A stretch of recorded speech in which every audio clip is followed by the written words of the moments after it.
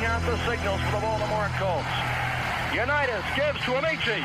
The Colts are the world champions. Amici scores. The most amazing, sensational, dramatic, heart-rending, exciting, thrilling finish in the history of college football. California has won the big game. 5 seconds left in the game. Do you believe in miracles? Yes. Unbelievable. This is Phil Steele. This is Mike Burnham. This is Wes Durham. This is Mike Ashley. Hi, this is Chuck Foreman, number 44 of the Minnesota Vikings. Woo, mercy, this is handsome Jimmy Vang, the Boogie Woogie Man. This is Coach Fry with Virginia Tech Football, and you are listening to Big Dog Sports Talk. Are you ready to rock? Are you ready to roll? Okay, let's do it. You're in the doghouse with Rick Watson on Big Dog Sports Talk, presented by Pulaski County Sports and Entertainment. Join us in the Family Fencing Studios and chime in on the McClellan Chiropractic chat line. He's keeping cool with help from Little River Heating and Air, but this show is straight fire. And now, the big dog, Rick Watson.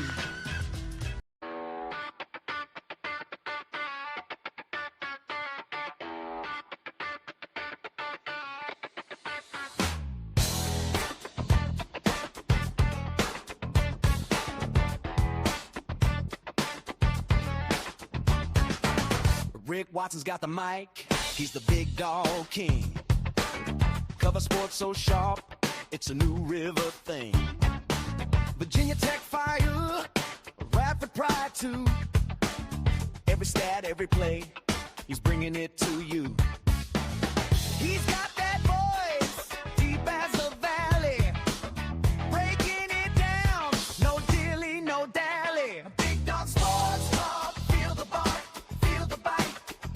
Rick's in the zone, every day, every night, from the Hokies to the Highlanders. How are you? Good morning. It's the Finally Friday edition. Hey, it's going to be a Sonoma Finally Friday edition whenever I have the opportunity. Comments in the on the professional door text line are funny. 3910788. How are you? Good morning. He's got the scoop, faster than a sprint. Calling plays like a coach. Every word. All I have to say about from the courts to the field, Ms. Hayek is wow. Rick's play by play. Forever and ever. Number one here on BDST.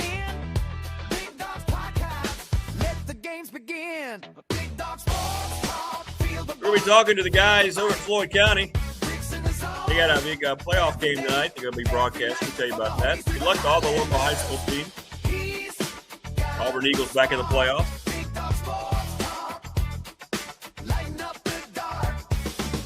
Will Stewart, Tech Sideline. Mike Ashley, open mic. And then Jen will stop by with our picks. And as always, we want to hear from you here on the program. So be sure to hit us up on the McClellan Chiropractic chat room.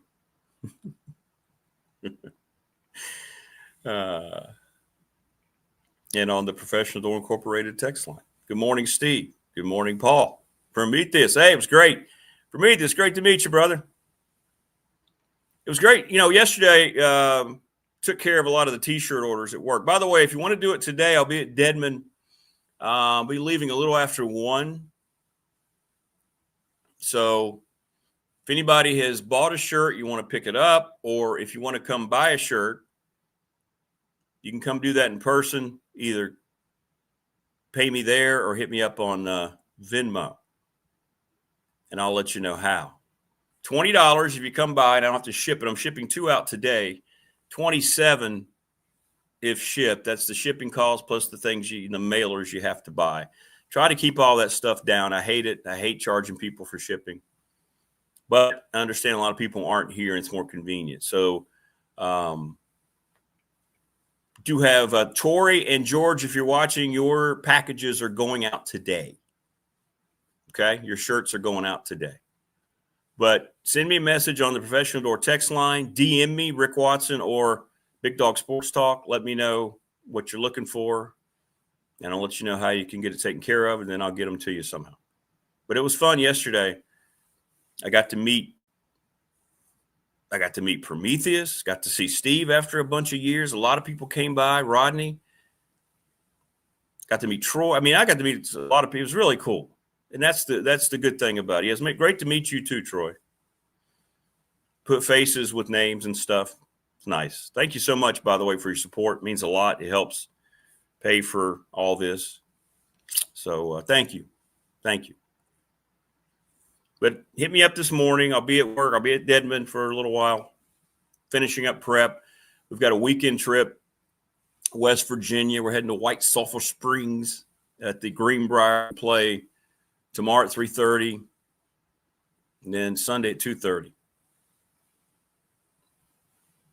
So busy weekend for yours truly coming up. So anyway, hit me up today. And then I'll resume trying to get people shirts. We play at South Carolina next Tuesday to finish up the round robin of this Greenbrier tip-off. Okay? So latter part of next week before I leave town again. Then after that, things calm down a little bit. But we'll get you taken care of. Anybody who wants shirts. We have medium, large, extra large, double X. And I'm going to try to put in I know people wanted some 3X tall and some smalls. I'm going to see if I can maybe add that to the order. Good morning, Opal. How are you? Good to see you. Good to see everybody in here on a Friday. We're now, where are we? 7-11 on our subscriptions. Please, if you're watching, please subscribe to the program. If you know somebody that kind of likes sports, we also talk about all sorts of things. Get them to subscribe. Remind them that it's free, and we'll get to 1,000 before you know it. People were saying, is the goal to get to 1,000 before the end of the year? I would love that. I doubt we'll get there. I don't know. We're being very steady. I mean, we've been on for 3 months. We're averaging well over 200 subscribers a month. But you would have to be a big push for that to happen.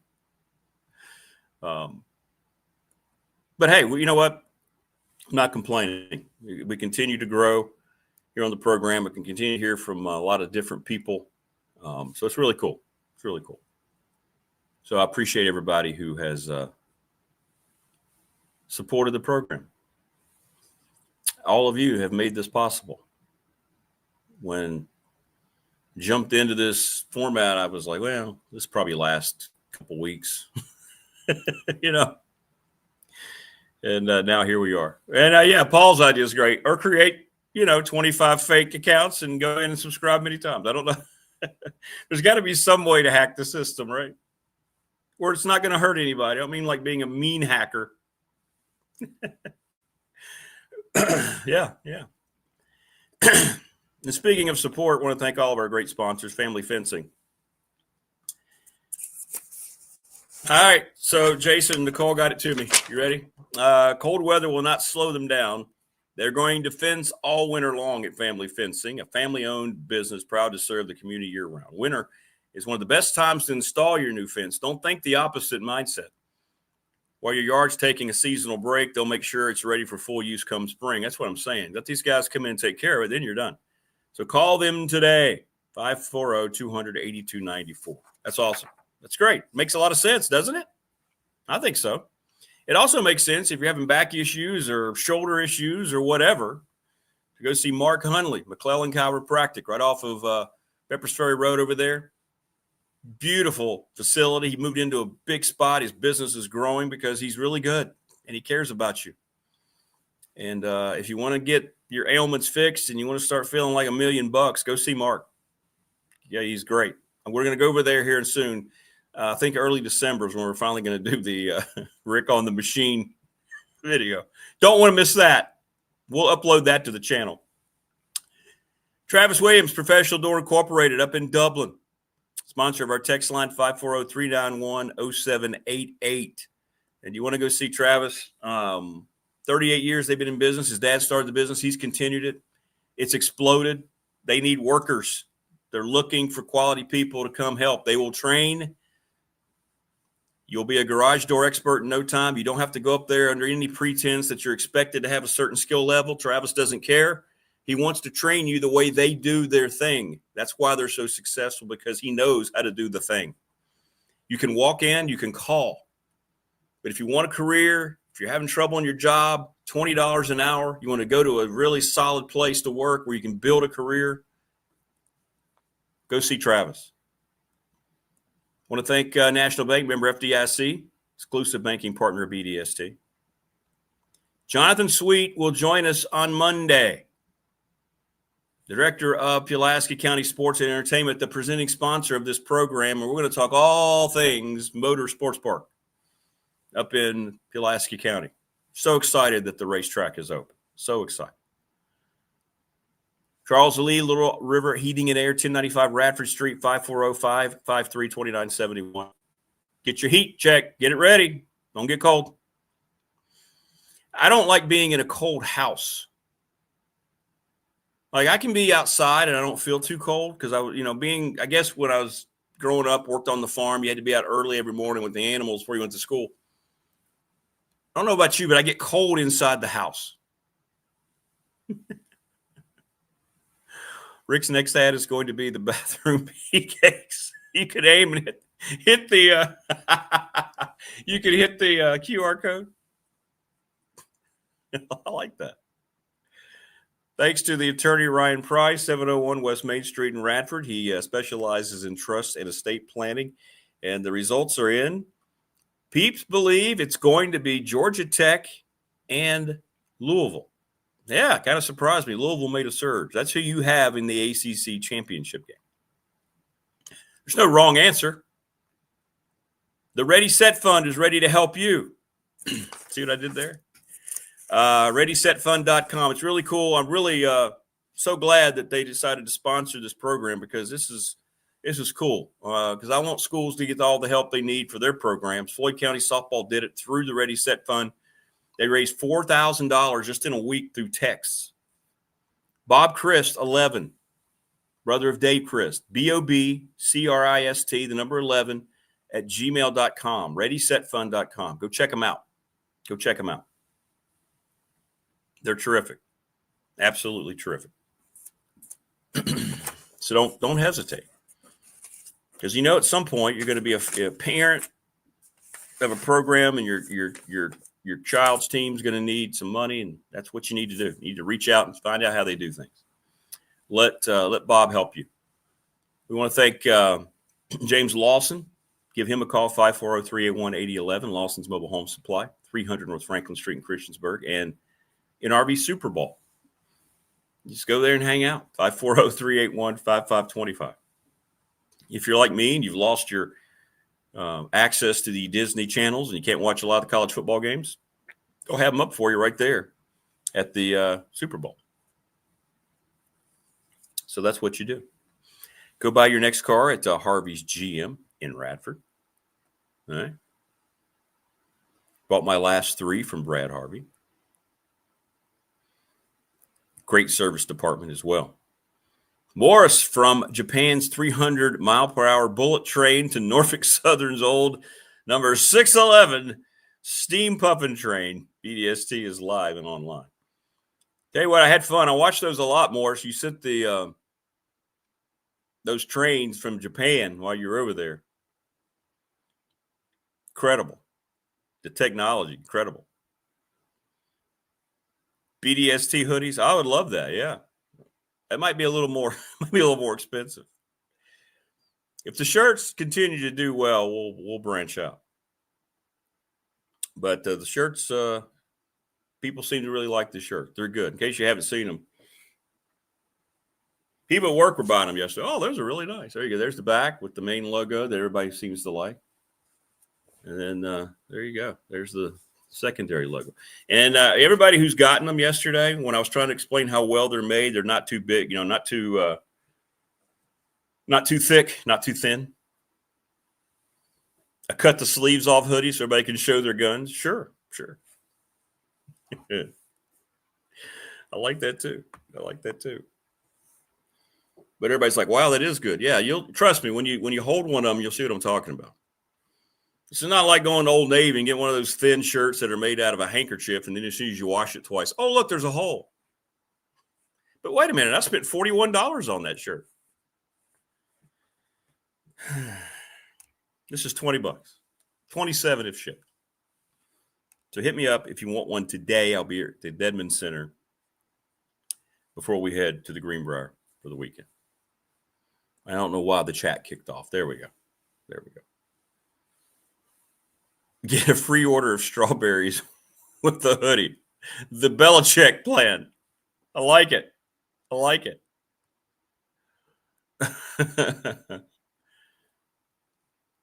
But like I said, honestly, it was really cool to meet Peeps yesterday. That was awesome.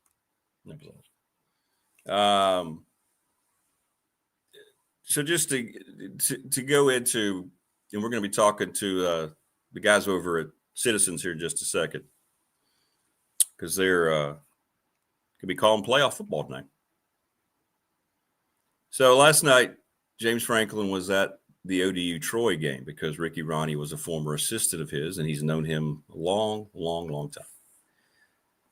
And everybody, it just shows you how ridiculous X is and how social media is and all these things. Just because he was in the state at Old Dominion, people immediately concluded on a lot of the Virginia Tech accounts that means that he's been in Blacksburg this whole time. Right? And then, of course, shortly after that, there was an article in SI that came out. I've just kind of been quiet because people are going to believe what they want to believe, and I don't want to get caught up. I'm not going to get caught up in a big thing, but if you read the SI article that is online and it's free by Alex Weber, it says James Franklin surges as the favorite to land an SEC coaching job. And that job is down in Arkansas. This thing is going the way that he and Jimmy Sexton want it to go. I had people swearing up and down that were hitting me up on the message in the text line. Hey, they're going to announce it Thursday. Watch out. Now they're saying it's going to be Monday. None of that's going to happen. I knew it wasn't going to happen last night. It's not going to happen Monday. It's not how this works. I understand people are trying to get clicks. I understand people are trying to create a buzz. But when people try to tell you they know something, like, hey, this is what's happening, that's when you know to stay away from that information. That's all I got to say. That's all I got to say. Yeah, Dedman looks good. Dedman, thanks for me this year. They've done a lot. You got to come inside, so you got to see it. Yeah. I'm sure you walked out to the basketball arena. It's a nice atmosphere down at Dedman. In lieu of building a new arena, which would be great, about 3,500 people would be awesome. But, yeah, it's nice. It's nice. So, anyway, I don't claim to know whether or not James Franklin's going to be the next head coach or not. I'm just telling you that the information that I get, that I share with you, I keep about 90% of it to myself. When I feel like it's something that's going to really come forward, then I'll tell you. And so far, most of the things have come forward. So, and look for John Sumrall to be named the Auburn head coach. That looks like that's going to happen. So don't get antsy. Don't get all drawn into all these things that you're seeing. Just let it play out and just have confidence that Bruce and Bud are not going to steer you wrong. All right, you be safe, Morris. He's headed back tomorrow.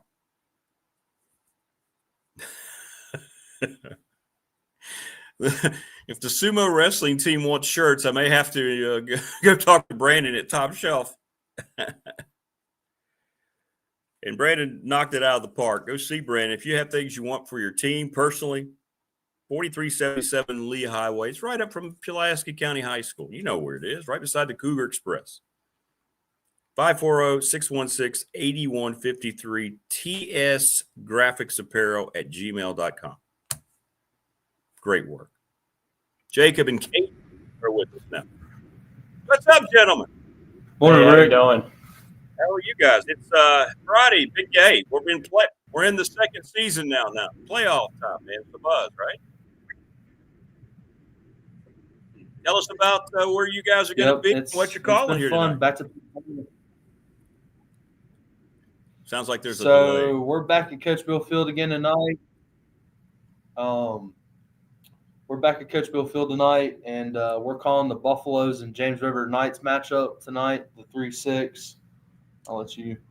Yeah, the 3-6 seed, it's going to be, pretty fun. We've been covering the Buffaloes pretty much the majority of the season. A couple Carroll games we had to go down for.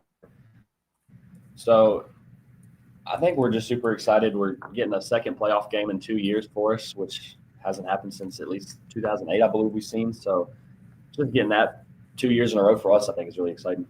Yeah. I was talking to Coach Cromer, and he said he was pretty excited, having the success year one and then having it the equivalent right now.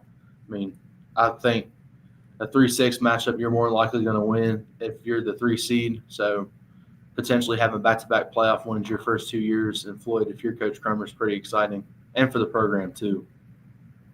Well, take us through the first matchup between these two squads during the regular season. I think it's for the Buffaloes, or you said sorry for the first. Yeah, matchup. how did they do? Yeah.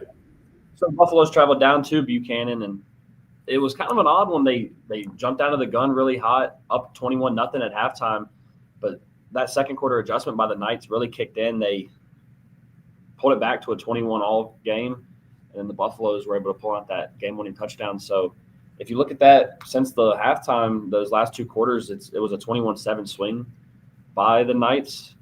So, heading into this game, they might have the momentum, but it's always nice when you get to kind of see a team twice in a year. Yeah, Coach Cromer kind of bouncing off that, Caden. I asked him about that this week, and he said, you kind of you got to see them in person. It's not just like watching the film on them. You got two matchups in the region this week that are between different districts, like Glenver, Nelson County, and Radford Appomattox. Those teams never played each other before, so it'll be interesting to see how those play out. But we kind of have a feel for what we're going to see tonight just based on what we saw a few weeks ago. Well, yeah, and Coach Cromer's been through it, right, in the playoffs, so he knows how to get a team ready in the mindset. How do you guys feel like the players are they locked in? I know it's a long season, man, and some of these guys could be playing basketball and other things. You feel like the team's got a pretty good focus heading into the postseason? I would think so. Given the struggles the last couple of weeks, losing 3 of the last 4, I think, Coach Cromer's done a good job at, keeping the group focused and making sure they're ready to go for tonight and potentially more Friday nights going forward. It seems like the past kind of month they've been already in that playoff mode with just these teams they've been having to face within Radford and Glenver kind of to end off the season there. That's a tough 1-2 combo. So I think these players have already been in that mentality, that iron sharpens iron mentality, bringing any positives they can from these losses. And I think they do a great job at that. It's already kind of in the past, and, now they made the dance, so it kind of resets, I guess, for them. We are speaking with Kate. You guys also, if I'm not mistaken, you've been doing Carroll County things as well, right? So it's kind of nice that they've got Northside, so the playoffs start for them as well. So you guys have been around 2 playoff teams this year. Yep. So we haven't really got to cover the Cavaliers too much. I went down with Mike Myers. We covered their Martinsville game the night before Halloween. But other than that, we haven't really seen too much from them outside of the Floyd Carroll game since their bye week. And they've been something completely different team after their bye week. 4-0. They've scored almost 200 points in the last 4 games. So definitely have some momentum, like you were saying, Caden, going into the playoffs this week. And that's what you want. It sounds like a cliche, but most cliches are around because they're true. You can struggle early. It's how you're playing at the end of the year, right? That's what you point toward. So that's great. That's great. So how you guys tell people again now how they can listen to you and find you tonight so people will know. So the easiest way to find us would probably be just through the NFHS stream. We'll have our commentary on the NFHS stream of the James River Floyd County game tonight. Same thing for any Carroll County fans that want to tune into their Northside game tonight. We'll have a commentary team down there again tonight covering their game with Northside. And then all of our Channel 20 customers will have the Floyd County James River game on Channel 20 tonight. Well, that's great what you guys have done there at Citizens. I like the fact that you're, tying in not just one or two communities, but everybody, and letting them know how local you are. I mean, talk about that dedication. You guys have been a big part of that, right? Trying to develop and let people know that, we are here to kind of promote your kids and whatever else you might be doing at these schools. Yeah, I think being able to expand to Carroll County this year kind of says a lot on that point. We're going to have, talking about, just the engagement we've had, at least from like a commentator group. This will be previewing basketball a little bit. This is going to be our largest commentator pool, and I don't know how long. Definitely the longest since I've started working at Citizens. I was going to briefly touch on the basketball real quick. I think coming for them, they love their basketball. I mean, both their boys and girls teams are great, and just the increased game count, not only just having 2-3 games a week, but they can fall on those kind of weird Monday nights. So people are stuck at home. That's when I think they're more likely to kind of tune in online. So building that connection, especially during basketball, I think will be huge for us. Yeah, you guys are going to segue right out of football into basketball coverage. So you guys are going to be even busier because there's more games per week. Yep. Thanks for reminding me. You're going to be doing a lot of stuff. Plus, you got your show, right? You still got your show you guys are doing together. Yep. Which, again, we got the surprise for tonight. We're not gonna tease anything here tonight. Just be ready for the post first thing Monday morning on Citizens Telephone Cooperative's YouTube channel. All right. Well, when we get you guys back on, we'll talk about all that. We'll talk about what you guys are talking about. So that's pretty cool. Well, guys, it's always great to catch up. Keep doing what you're doing, man. Let me know if I can help in any way possible. I really I like it when young people decide to take an initiative on something they love, they do, and what they want to do. So congratulations on everything. Thank you, Rick. Thank you, Rick. All right, go Buffs. Go Buffs tonight. There you go. That's Caden and Jacob there with Citizens Corp. We appreciate them. I know they've helped us out a little bit getting the word out about the show. So thank you for that. That's great. That's great. So those guys, that's cool. I always want to try to help young people, man. It's important, especially you remember how it was when you came up and you were just looking for any opportunity whatsoever, and people believed in you and gave you a chance. And I will always be grateful. Ray Hatley, who owned WRAD at the time, gave me a shot at Radford High School football. Great stuff. Great stuff. What else we got going on here? Mike Myers and Halloween. Wait, what? Yeah. I think that was intentional. Morris going to sleep for a month. Yeah, he will. We won't hear from Morris for a while. James, you guys are getting some fan support. Look, I've maintained it all along. I was asked who I wanted, and nobody really. I mean, he'd be okay. Bob Chesney, I think that would be the best choice. For a lot of different reasons.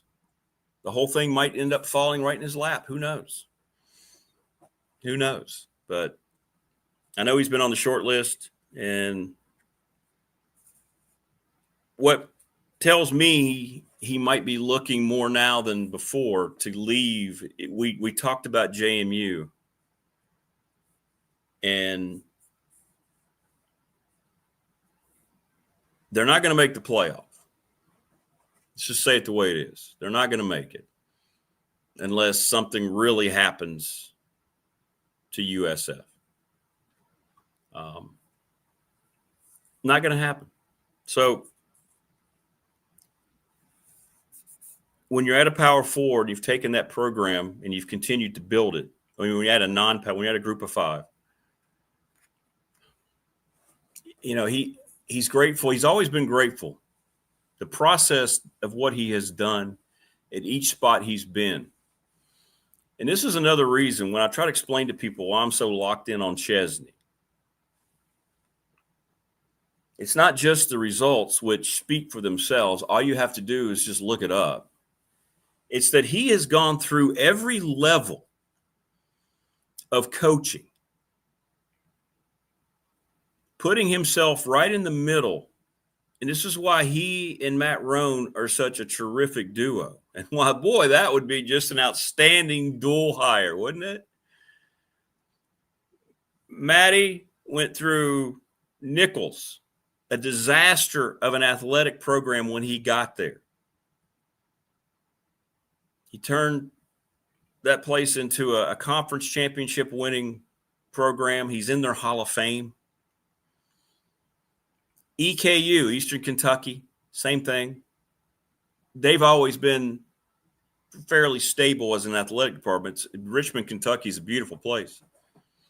But he took it to another level. Now he's at JMU continuing what the magnificent Jeff Bourne built. And I mean, brilliant. Bob Chesney's been through every level and never put himself above it, worked his ass off, had nothing at any level until he got to JMU. Nothing. Holy Cross, barely breathing as a program. He won, and he won a lot. The places he's gone through, he's grinded through it. He's seen it all. And now he's at JMU with more resources than he's ever had. Watch them play the game. And he's going to do the same thing in his next move. Are you going to want to watch this guy go become a star? And I predict that's going to happen at a Power 4 that's not named Virginia Tech. And he was right here 2 hours away.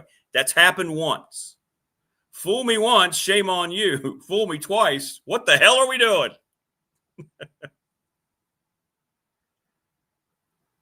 The other guy, the aforementioned other guy, is the best coach in college football right now.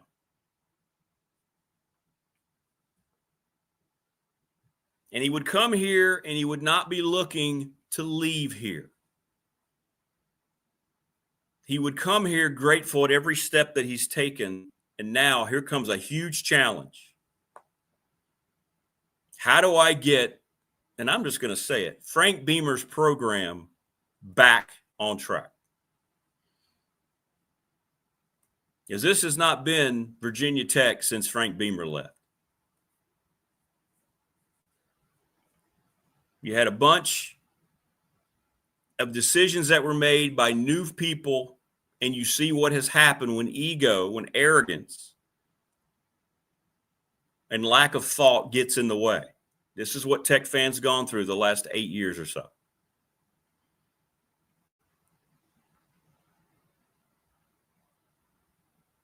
And if it's not here, it's going to be somewhere else.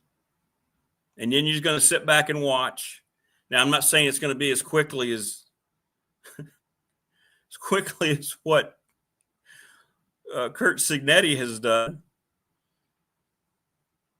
And then I've even had people fight back. And, like I said, I get text messages on the Professional Door text line all day, and it's fine. I like it. I have time to talk to you. Well, JMU, they were already winning. JMU, they were already a solid program. Okay. Kirk Signetti took just about all the highbrow talent from JMU with him to Bloomington. He cleared the cupboard. He didn't leave all those great players behind. He knew he needed a jump start in recruiting and players that he knew understood how he functioned as a coach. That's been a huge key to his success. Chesney had to rebuild that roster, folks. He didn't just inherit great players. They're good players.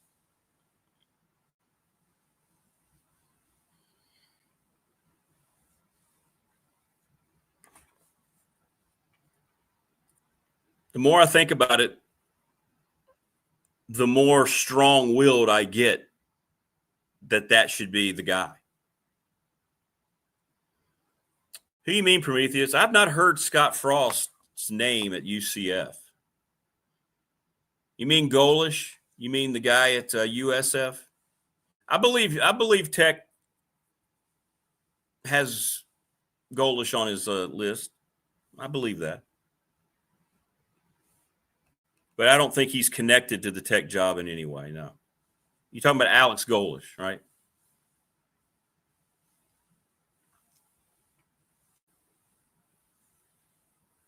And Chesney has great hair. He really does have great hair. He has Ronnie Horton NRV Super Bowl hair. Do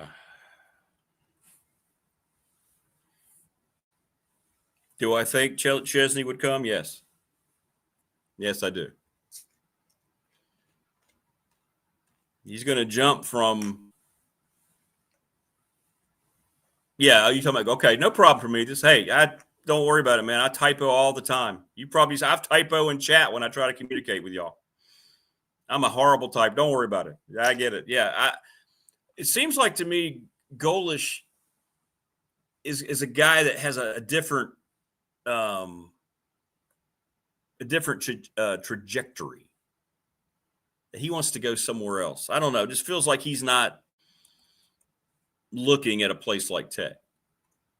He would do well. He's going to be a good coach too. At the Power 4 level, he is. And he's going to get a job because there's going to be a lot of Power 4 jobs.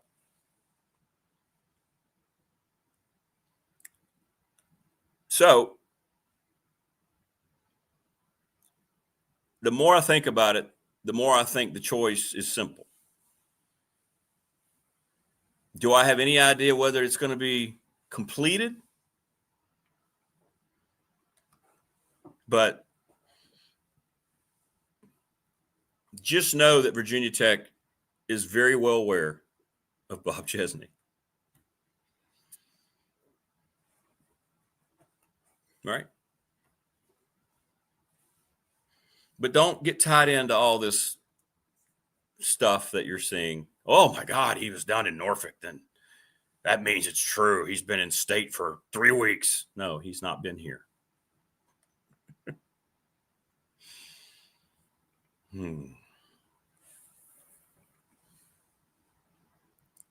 Just trust Bruce and trust Bud. And again, that's not a diss on the committee, the rest of the committee, but in Bruce and Bud, I trust. Correct, David. Just like Signetti did to Indiana, Chesney would immediately get a jump start and bring JMU players with him to Blacksburg. And I've even had people say that to me. Well, come on, this is the ACC. Okay. What does that mean? Those JMU players are having great success at the Big Ten level. And I just shoot back at them. What's Indiana's record?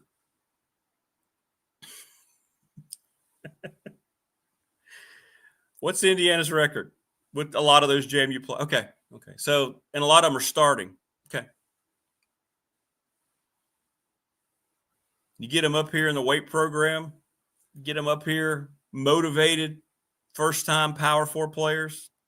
Human motivation is a large thing.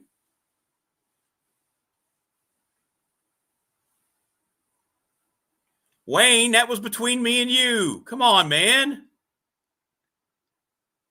I heard Chesney and Rick were having lunch at BT's yesterday.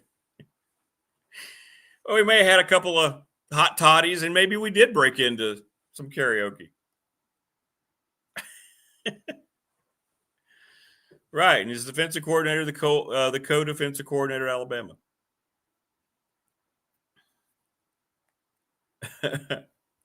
No, Wayne, that wasn't for public. Gosh. He just happened to be in Black. He just happened to hear, stop by Radford. Hey, Rick, you want to go to BT's? Sure, Coach. You want a T-shirt? I got it in my Jeep.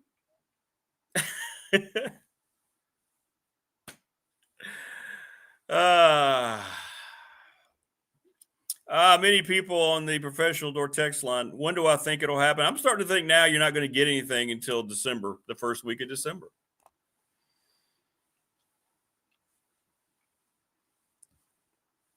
Steven writes, so you're saying Franklin's out. I'm saying that anyone who's saying he's in is wrong. Can he all of a sudden say, you know what? Let's do it. Jimmy, let's do it. We saw the contract structure, what it would look like. Let's go ask them for a contract. Yeah, let's do it, man. I don't know how long we'll be there, but let's do it. How many times have you woken up in the morning with one thing on your mind and then you end up going, I'm going to do this instead, or something pops up and you make a spur of the moment decision? Spontaneity. Could that happen? Right?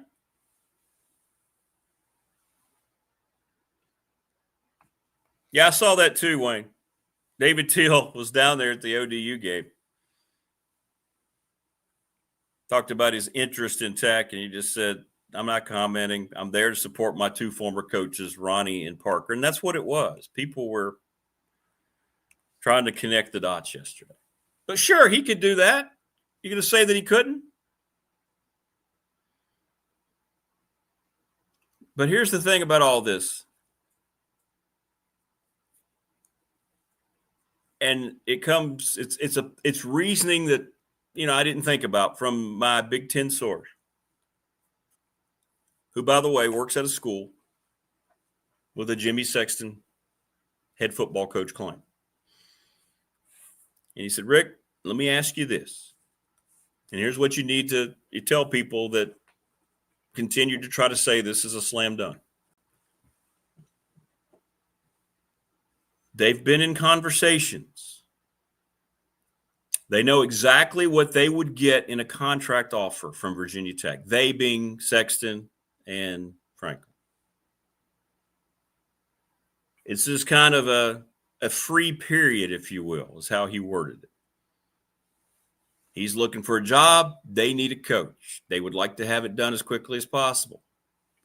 Why wouldn't he want to get ahead of the game if Virginia Tech was the place for him? And he had already decided that, as many people are trying to claim.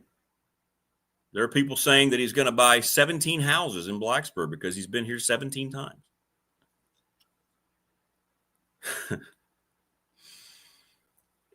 Why would he not have already asked for a contract? Because he is out there looking at other jobs. And there's nothing wrong with that. It's the way it goes. But people who are trying to say that this thing is all the way down the road to where all it needs is a signature, they're just making it up.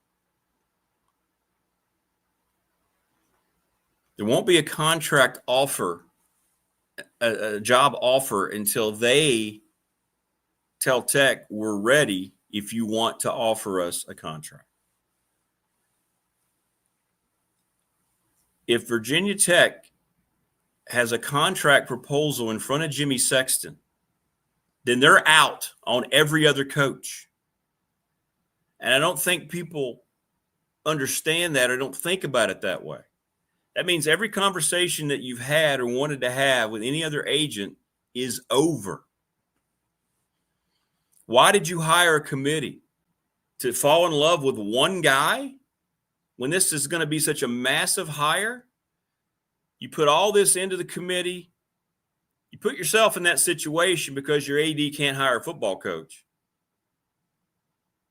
And you bring in a guy like Bruce Arians, and you're going to fall in love with one guy, and as soon as you interview one guy, you're going to say, oh, here's your contract offer. That's what people are saying. That's not how it works. They're not stupid over here at Tech. They're not going to offer a contract, and that's going to get around immediately because Sexton's going to put it out there, and then they can't get any interest from anybody. And then how does that affect things later?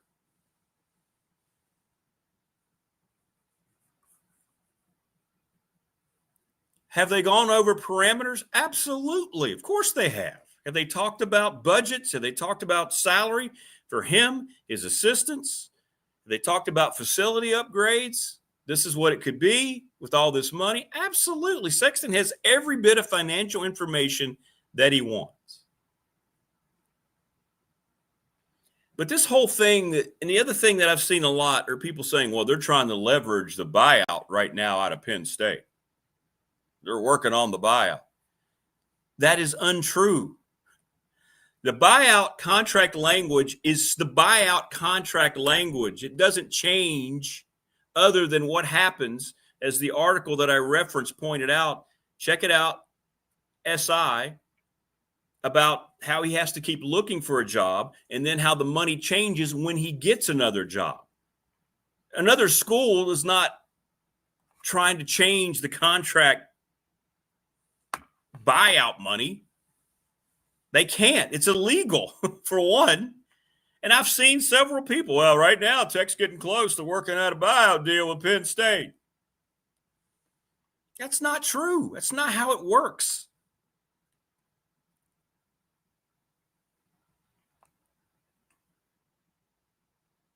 And that's how you know people are really just grasping at straws, trying to make it sound like they know the process, and that's not how the process goes. Let me just read it to you so I get it correct. And this is a good article, all right? And it's in Sports Illustrated. This isn't some random online whatever. Alex Weber is his name. Let's see here. No. Jimmy says, Kashi says that he's the favorite. No, I don't care about any of that. Let's see here. All right, so here you go. Penn State also stands to benefit if Franklin does land another job.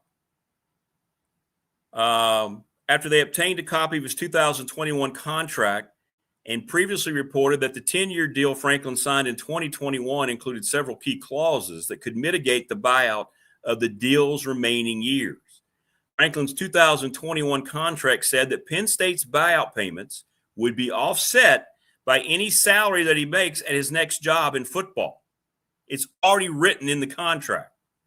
The deal also stated that Franklin must diligently search, which we've talked about here a number of times, for another position appropriate for his skill set and make good faith efforts to obtain the maximum reasonable salary in his next position. It's in his contract. It's a legal document. So whether or not Franklin wants to coach again, he's sort of contractually obligated to do at least search for the new position. And that's the only obligation that he has. So the people that are trying to say, well, Tech's up there right now, going through the language of the buyout, it's written in his contract. Tech has a pool of money they're going to spend on their head coach. They're not going to adjust it to change the buyout. You can't do it, for one. It's written in his contract.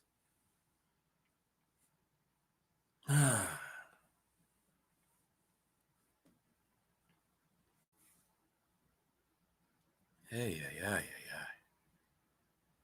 Exactly, Tebow. They're not just talking. They're not just going to offer one guy. Would I be surprised? No, I made the prediction, 2 weeks ago, I thought he was going to be the head coach. 2 or 3 weeks ago. I pulled that back this week. I took away that prediction.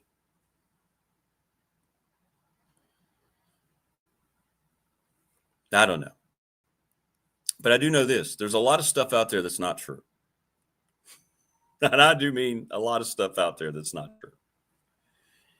And the biggest untruth of all this, there's two things that I know unequivocally aren't true. One, Tech has not offered a formal contract for him to sign, which many people are saying that Jimmy Sexton has a contract. No.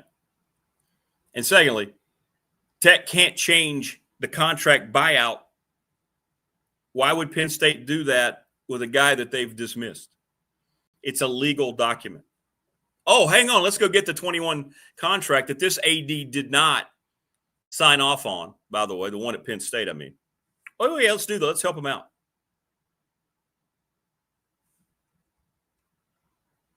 No. Good morning, Rodney. Good to see you yesterday too, brother. I'm not really fired up. I think people are trying to be first. I think people are trying to say, see, I told you so. I've never been that way. In the history of this show, we've been on for 15 years. The only time that's ever happened, and that was because Wes Durham gifted us the ACC information when he was at the meeting. What was that, 2003, 2004? We were sitting there, and he didn't have a show, and he didn't have all this stuff going on. And he goes, hey, Rick, we just broke out of the meeting. And he was at Georgia Tech then as the voice of the Yellow Jackets. Broke out of the meeting, and Virginia Tech's going to get an offer to join the ACC along with Miami and Pitt and Syracuse. He goes, I just wanted you to have that if you wanted to go ahead and do that.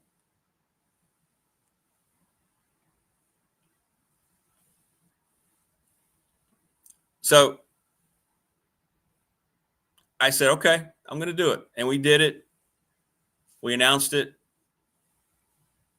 And then, of course, the very next day it blew up. It happened. And then we got kind of put in another week. We just, at that point, the show kind of really exploded.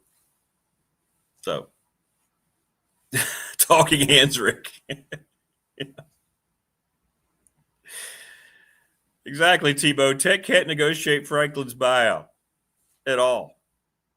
Sexton can't negotiate Franklin's buyout because it's written in the contract. It's going to be offset by the salary that he makes at Tech. All right? And it's going to be offset by the salary that he makes anywhere that he ends up being a head coach. It's right there. I just read. It's right there verbatim in that article.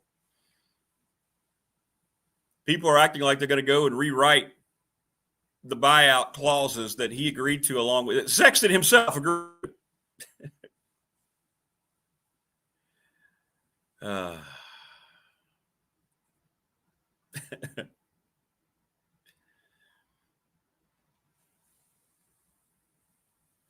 Thanks, Rodney. They are great T-shirts, man.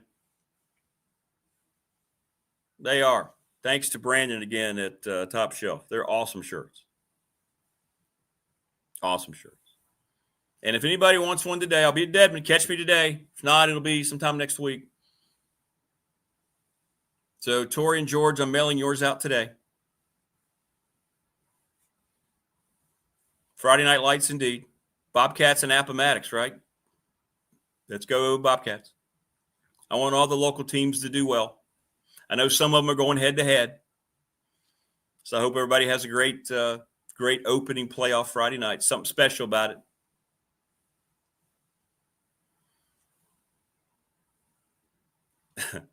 By the way, thank you for nobody wanting me to sign their shirt. Everybody was saying, $10 more for an autograph? No. No.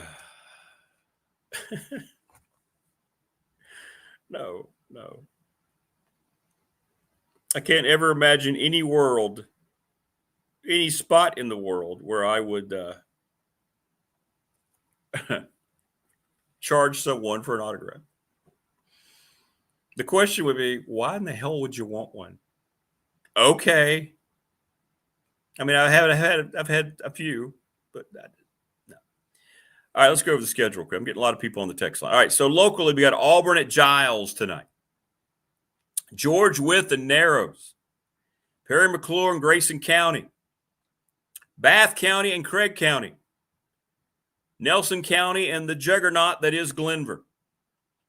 Appomattox, Radford. We just talked to the guys about James River and Floyd. Dan River and Gretna.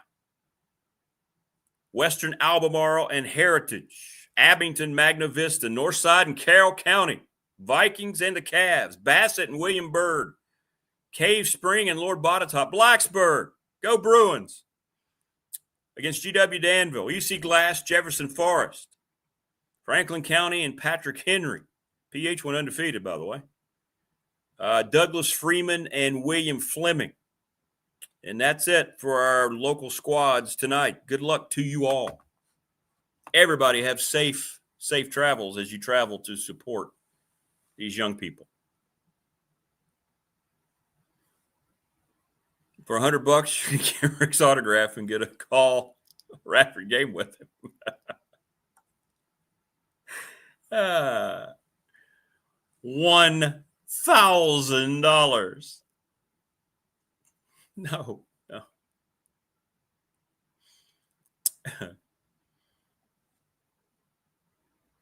Signed shirt and a steak sandwich for lunch with Rick. Yeah, that'd be great. That'd be great.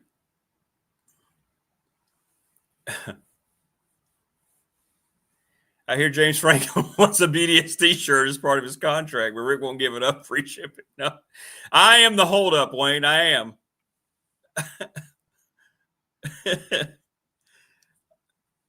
Oh, I love the McClellan chiropractic chat. I am. It's something I've been covering up. I am the holdup. He's trying to force me to create a hoodie. And I just said, Coach, I don't have that budget. Well, and Jimmy says, well, we're not signing. Do you do that? We want a hoodie. We want a hoodie. Good stuff. Good stuff. Need that here on a Friday with a very busy travel weekend ahead. All right. Mike Ashley, open mic coming up a little bit later on. And Jen the Gamecock Girl, now from Tech Sideline. He, like I, tiring of all the rumors. Will Stewart, with his Diet Mountain Dew, we are a Pepsi-supported program. What's going on, man? How are you? So tired of all of it. Oh, my gosh. Have you seen the new Frankenstein? How's my mic volume today? I messed around with my mic settings because I thought I've been quiet on your show. I think it's okay. Good. All right. Yeah. I think you sound good. So people are going to be able to hear me? Well, that's unfortunate. Yeah. We got you. Anyway, what were you saying before I interrupted you? Have you seen the Frankenstein movie, the new Frankenstein movie?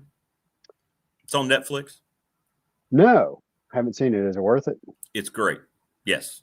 It's actually a great production from Hollywood. I'm surprised. And one of our chat room people watched it. T-Bill watched it. There you go. Yeah, it's good stuff, man. Good stuff. How are you? How's the message board? I looked at our subscriber board the other day, and the first 10 threads, like 8 of them weren't even about sports. They were about, I don't know, the Aurora Borealis and. That's great, though. I like that. That's cool. Well, you don't want it to get out of hand because what happens is new people come in, like new subscribers come in, and they land on a message board full of a bunch of old guys talking about their colonoscopies, and you have to have more of a welcoming environment for new subscribers.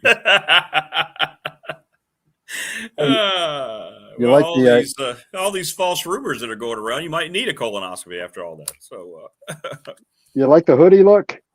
I do like the hoodie. Everybody's asking me for a hoodie. I can't afford hoodies, guys. Sorry, I'm a one-man show here. That's a nice look. In honor of Bill Belichick. Yes, you gonna cut off the sleeves and show off the guns? I know you work out. Well, this is true. I don't know, man. It's like a $30 or $40 sweatshirt. I'm not cutting the sleeves off. No. Coleman could get away with that, right? Coleman could get away. Well, Coleman has to. He's busting out. He's got to. He's got to cut off the sleeves. We had a hilarious moment on our podcast yesterday where I don't know what segued into this, but Chris goes, I was at an event at Hooters one time in Roanoke with Lee Corso. And then he keeps talking. And I'm like, wait a minute. When did this happen? I was like, you went to Hooters in Roanoke with Lee Corso? And he goes, no. I was at an event, a Lee Corso event at Hooters in Roanoke. Anyway, it led to this whole thing where he looked up the picture on his phone, and he was a junior in college. He was 20 years old, still had hair. It was really it was something to look at. He was like, Chris is like 42 now, so it was this picture of him with Lee Corso when he was 20 years old. I just And think it's funny. He wasn't as jacked. I think it's just funny that Lee Corso had an event at Hooters. Apparently, Lee Corso goes around and talks all kind of trash about when he and Burt Reynolds were playing football for Florida State. And Corso's like, I had the car and Burt had the looks. We were pretty popular. Hey, along those lines, I just watched Smokey and the Bandit a couple nights ago for the that movie has aged pretty well. I agree. It has. That the chemistry between him and Sally Field is phenomenal. He fell for her immediately. He fell for her immediately, by the way. That's when they started dating. How could you not? She was cute. And they drove the hell out of that Trans Am. They had multiple. 21 of them, I think, went through that show. Yeah. Something like that. And the secret is that those cars weren't really that fast. They were after the catalytic converter age had kicked in and car companies were struggling with getting power out of engines. But man, they drove that thing like it was 400 horsepower, man. The movie Jackie Gleason, man. Jackie Gleason is just classic. It made the whole movie, and he ad-libbed a lot of. He just said, "Go, Jackie, do your thing. This is what kind of the parameters of what we want you to say, and take the scene for what it is, and just go." It's just brilliant. It's so funny. It's just good. Yeah, but like I said, it's aged pretty well. So good for you, man. That's a good movie. Yeah, you got to watch that from time to time. You got to keep that in your wheelhouse from time to time. And the music's great. So yeah, Eastbound and Down. And at the beginning, it's westbound and down. Little known fact that we brought up here on the show. When they're traveling from Georgia to Texarkana, that first time they play it, it's westbound and down. Because you see they're going west. Oh, the whole thing about you couldn't sell Coors beer east of Mississippi. And it was bootlegging. It was bootlegging. You watch the movie and you're like, well, I saw Coors in the grocery store just yesterday.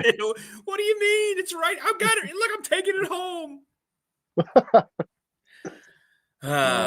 Pop culture mecca here, man. Pop culture mecca. Yeah. People love that too. Every time I bring something up like that, the board just goes crazy. People love it. And the text line. It's crazy. But yeah. So anyway, right, so you were ranting about James Franklin. For me, the whole week for me has just been a holding pattern, And what we're told is that they are, and apparently you were just ranting against this, but they're trying to. Yes, I am. It's something about the buyout, and they're trying to negotiate something with the buyout with Penn State, and that's what's dragging it out. So what rant did you just go on? What have you been doing? Just that's already been done in the contract that was signed in 2021. There's no changing the legal document that Jimmy Sexton agreed to upon Franklin getting another job or leaving Penn State, having been dismissed. It's right there. It's in the article that came out last night in Sports Illustrated, where now they have Franklin the front runner for the Arkansas job. So this whole thing is already a legal document. I mean, what's he going to go back and do now? It's offset by whatever contract he signs at the next school. So Tech's got a certain amount of pull, whether it's 8, whether it's 10, whether it's 12. Then how does that cut into it? Tech's not sitting there going, well, how much do we need to offer to help out with the buyout? No, it's written right there in the contract. I just read the article. It has the contract information in it. How are they negotiating? And people were saying, well, they're getting close to getting this settled. There's nothing to settle. It's already done. You know what I mean? I don't know. So wait a minute. Let's back up a little bit. When you say Sports Illustrated article, there's all kinds of Sports Illustrated articles these days. There's the AI bot 20-year-old media student crap that they write, and then they probably got some legitimate writers. What are you reading? Like, who wrote it? This is Alex Weber, who I did look up. He's an actual SI writer. So it wasn't one of those that just says, hey, we're Sports Illustrated, Right. Man, that brand has been dragged through the mud. Oh my God. Well, they decided to go political, and well, you know what happens when you do that. Well, they got bought by some group called Maven, I think was the name of the group. I don't think Maven owns them now, but Maven strips down plugs in a bunch of clickbait Absolutely. and then resells. And man, that's when the brand really got destroyed. And that's how I knew this was legitimate, because you can't read the article without that crap popping up everywhere. You're just like, no, yeah. Read the article. But here it is. He says Franklin's 2021 contract said that Penn State's buyout payments would be offset by any salary that he makes at his job in football. Yes. The deal also stated that Franklin must diligently search for another position, which we've talked about ad nauseum, appropriate for his skill set, and make good faith efforts to obtain maximum reasonable salary, whether that's coaching or broadcasting, whatever, in his next position. That's in the 2021 contract when he signed the 10-year extension. How is that going to change? People are saying Tech's trying to get that change, or Penn State wants that changed. This AD didn't sign that contract. So one Sexton did. You know? Well, one theory that's being floated is that Virginia Tech, for example, has put together a contract where, let's call it a 6-year contract. I don't know what the term on it is, but it's a 6-year contract where VT pays him $5 million a year the first 3 years, and they pay him $12 million a year the last 3 years. So if you do the math on that, that's $51 million. And those numbers are just examples. Let's say the numbers were different.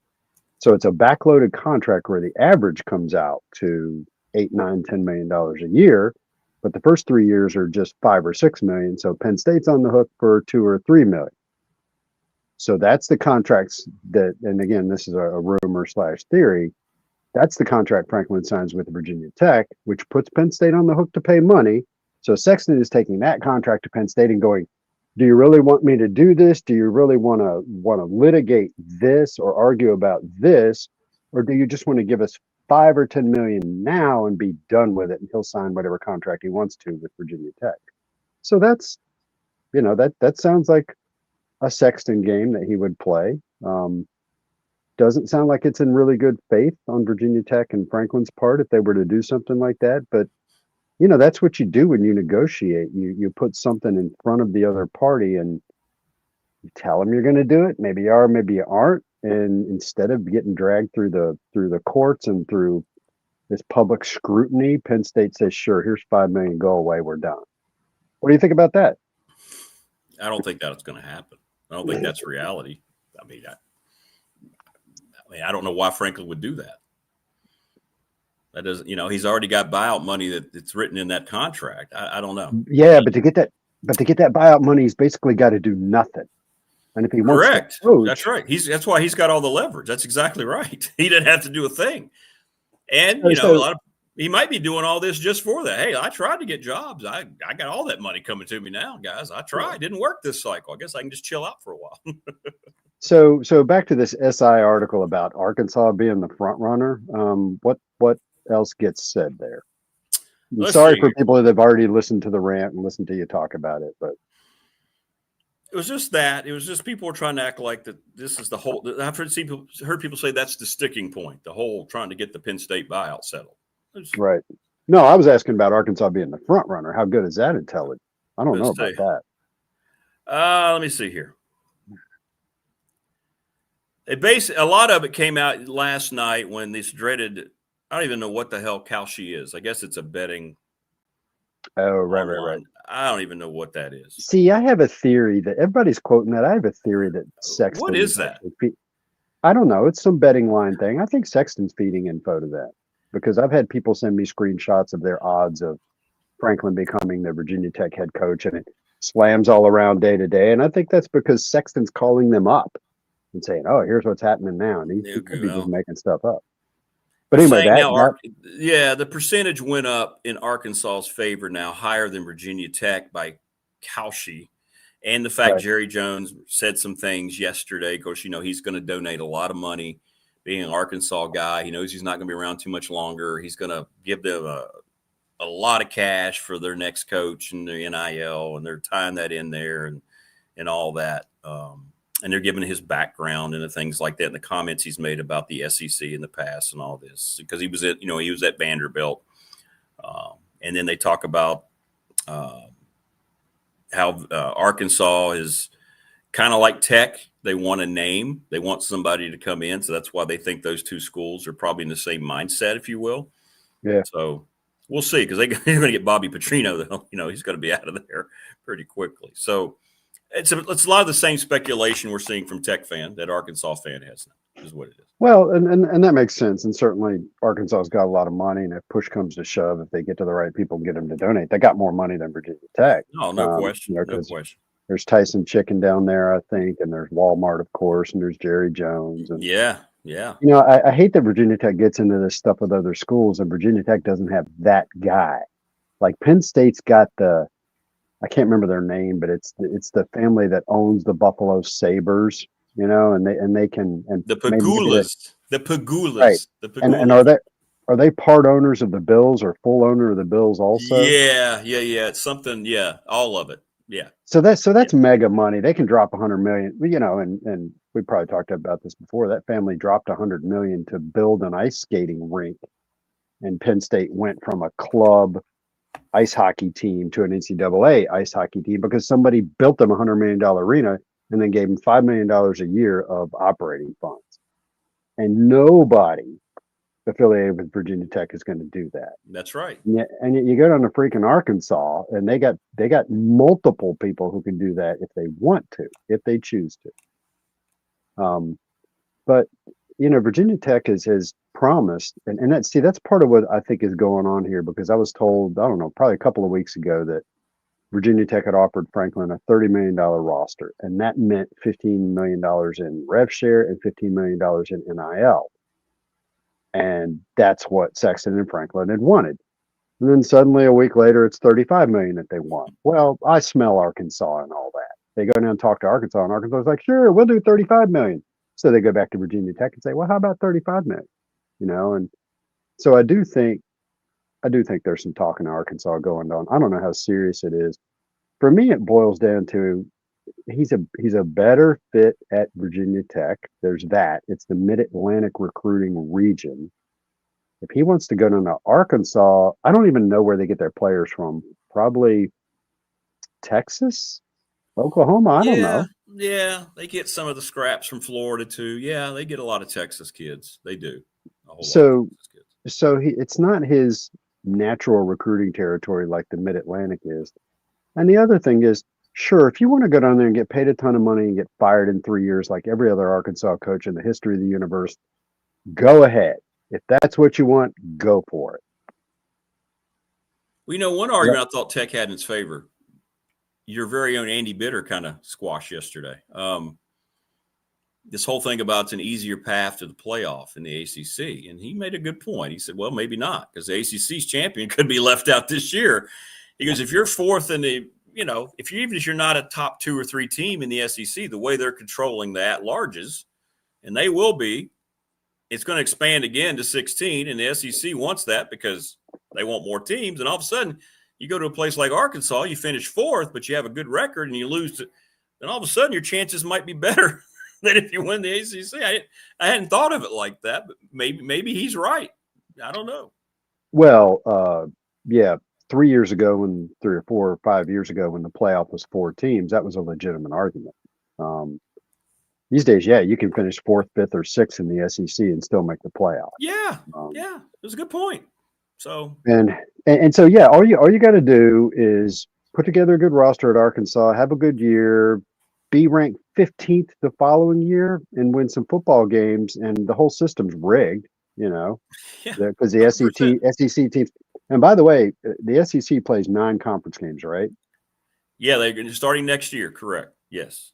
Yeah, so that's another way in which they're rigging the system. You don't play anybody outside. You don't play anybody any good outside. No. And then you all play each other and you all beat each other. And everybody's like, oh, look at that. Wow, look at that, man. The SEC is great.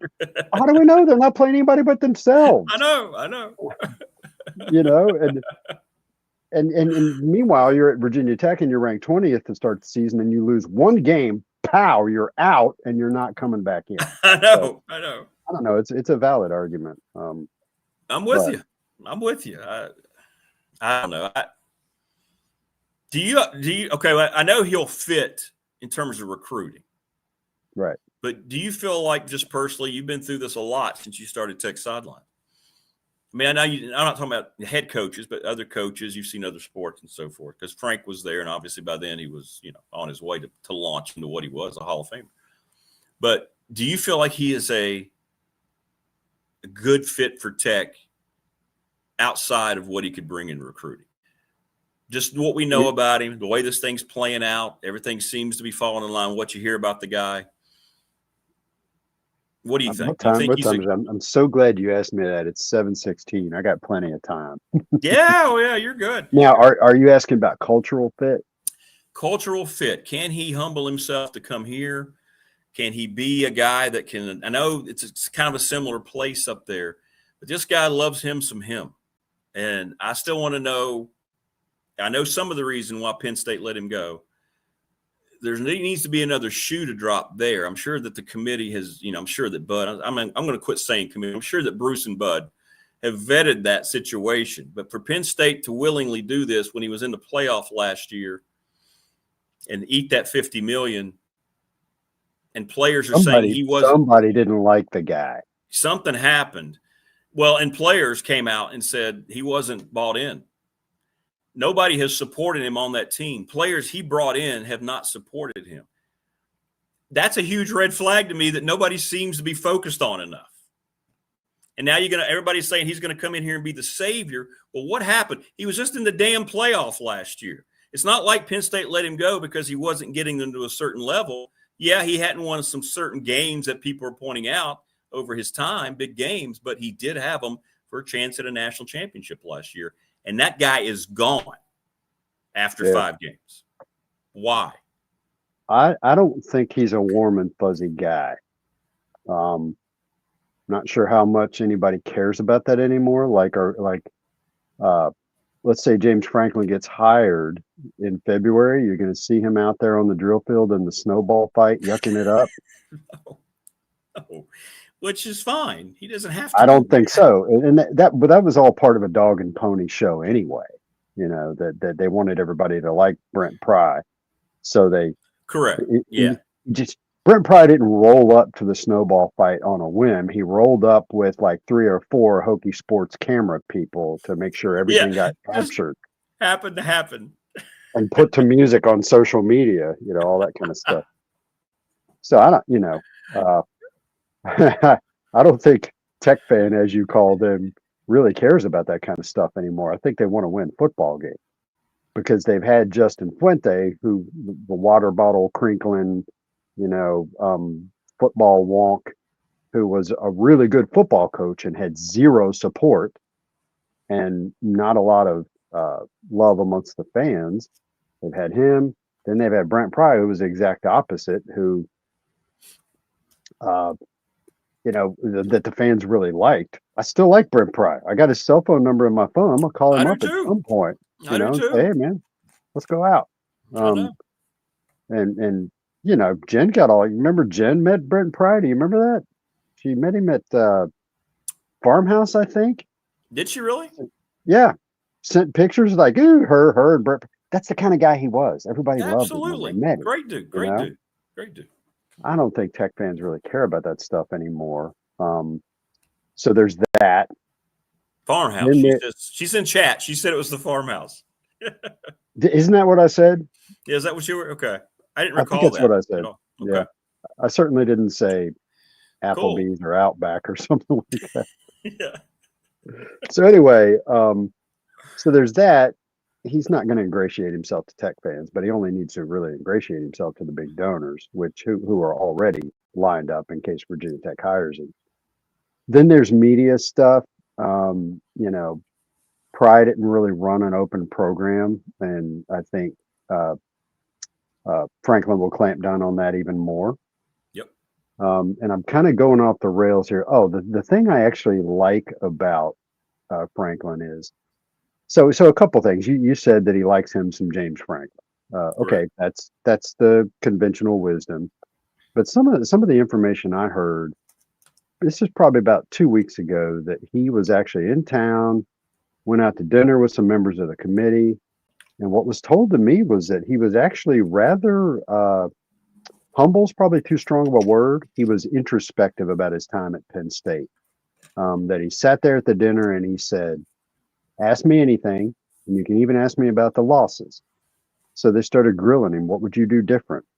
And he went down his entire assistant coach list, and he said, I'd keep this guy. Shouldn't have hired that guy.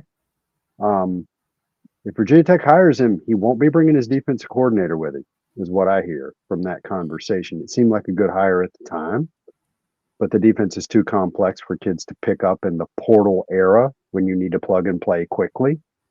So he was very introspective about it. The coaching hires that he had made, and when they asked him about individual games, he said, should have done this differently, should have done that differently. So he didn't come across, what I am told, he didn't come across as arrogant in that meeting. And I think the last thing I want to say about cultural fit is I think that part of what Fuente suffered from and part of what Pry suffered from is there are elements of that Virginia Tech athletic department that need to be blown up, just blown up. One in particular. And Franklin has the gravitas and the confidence and the arrogance to do that. One of the interesting things we were told is I think one area where Whit Babcock has really failed the athletic department is in properly structuring the Hokie Club and staffing it with people who are bona fide fundraisers who can really make it rain. He's failed to do that. Well, one of the things we're told is that if you hire James Franklin, he's not going to ask, hey, Whit, can you get the Hokie Club to do better? He's going to go straight to the fundraisers themselves and say things like, I promised the big donors this. I need $5 million to do that. Where's my $5 million? You know, he's going to shake the tree himself. He's not going to go straight to the donors himself, or maybe he will. Who knows? He's just not the kind of guy to sit around and get screwed by people who aren't doing their jobs as well as he needs them to do. And that's part of, man, it's time to just break clean. Get rid of the number 25 jersey. Get rid of some of the silly traditions. Keep Enter Sandman. Yeah, keep the lunch pail if you want to. I'm not huge on the lunch pail. Enter Sandman's the only hill I'm going to die on. Keep that, but blow everything else up. And he's the kind of guy that would be confident enough and arrogant enough to do that. And that's part of what Virginia Tech needs. So that is my thought on him as a cultural head. That was a lot. What do you think of that? I still want to know what happened with that football team on the plane ride back from UCLA. I still want to know what happened the next week against Northwestern when they stopped playing for him. And I still want to know what's caused them to come out and offer criticism and why a school, when there's so much financial pressure on every athletic department across the country, even the ones that have all this money, was willing to let him go as quickly as they did. And they had the money raised from boosters in 48 hours. That, to me, is still a major concern. And I don't know if something's going to come out or maybe eventually it will. I don't know. But that, to me, I think should be more of a red flag to Tech fan. I'm not talking about going out and somebody saying, hey, I don't care whether he goes to McDonald's. I don't give a damn about that either. I'm not talking about that crap. I'm talking about what happened at Penn State.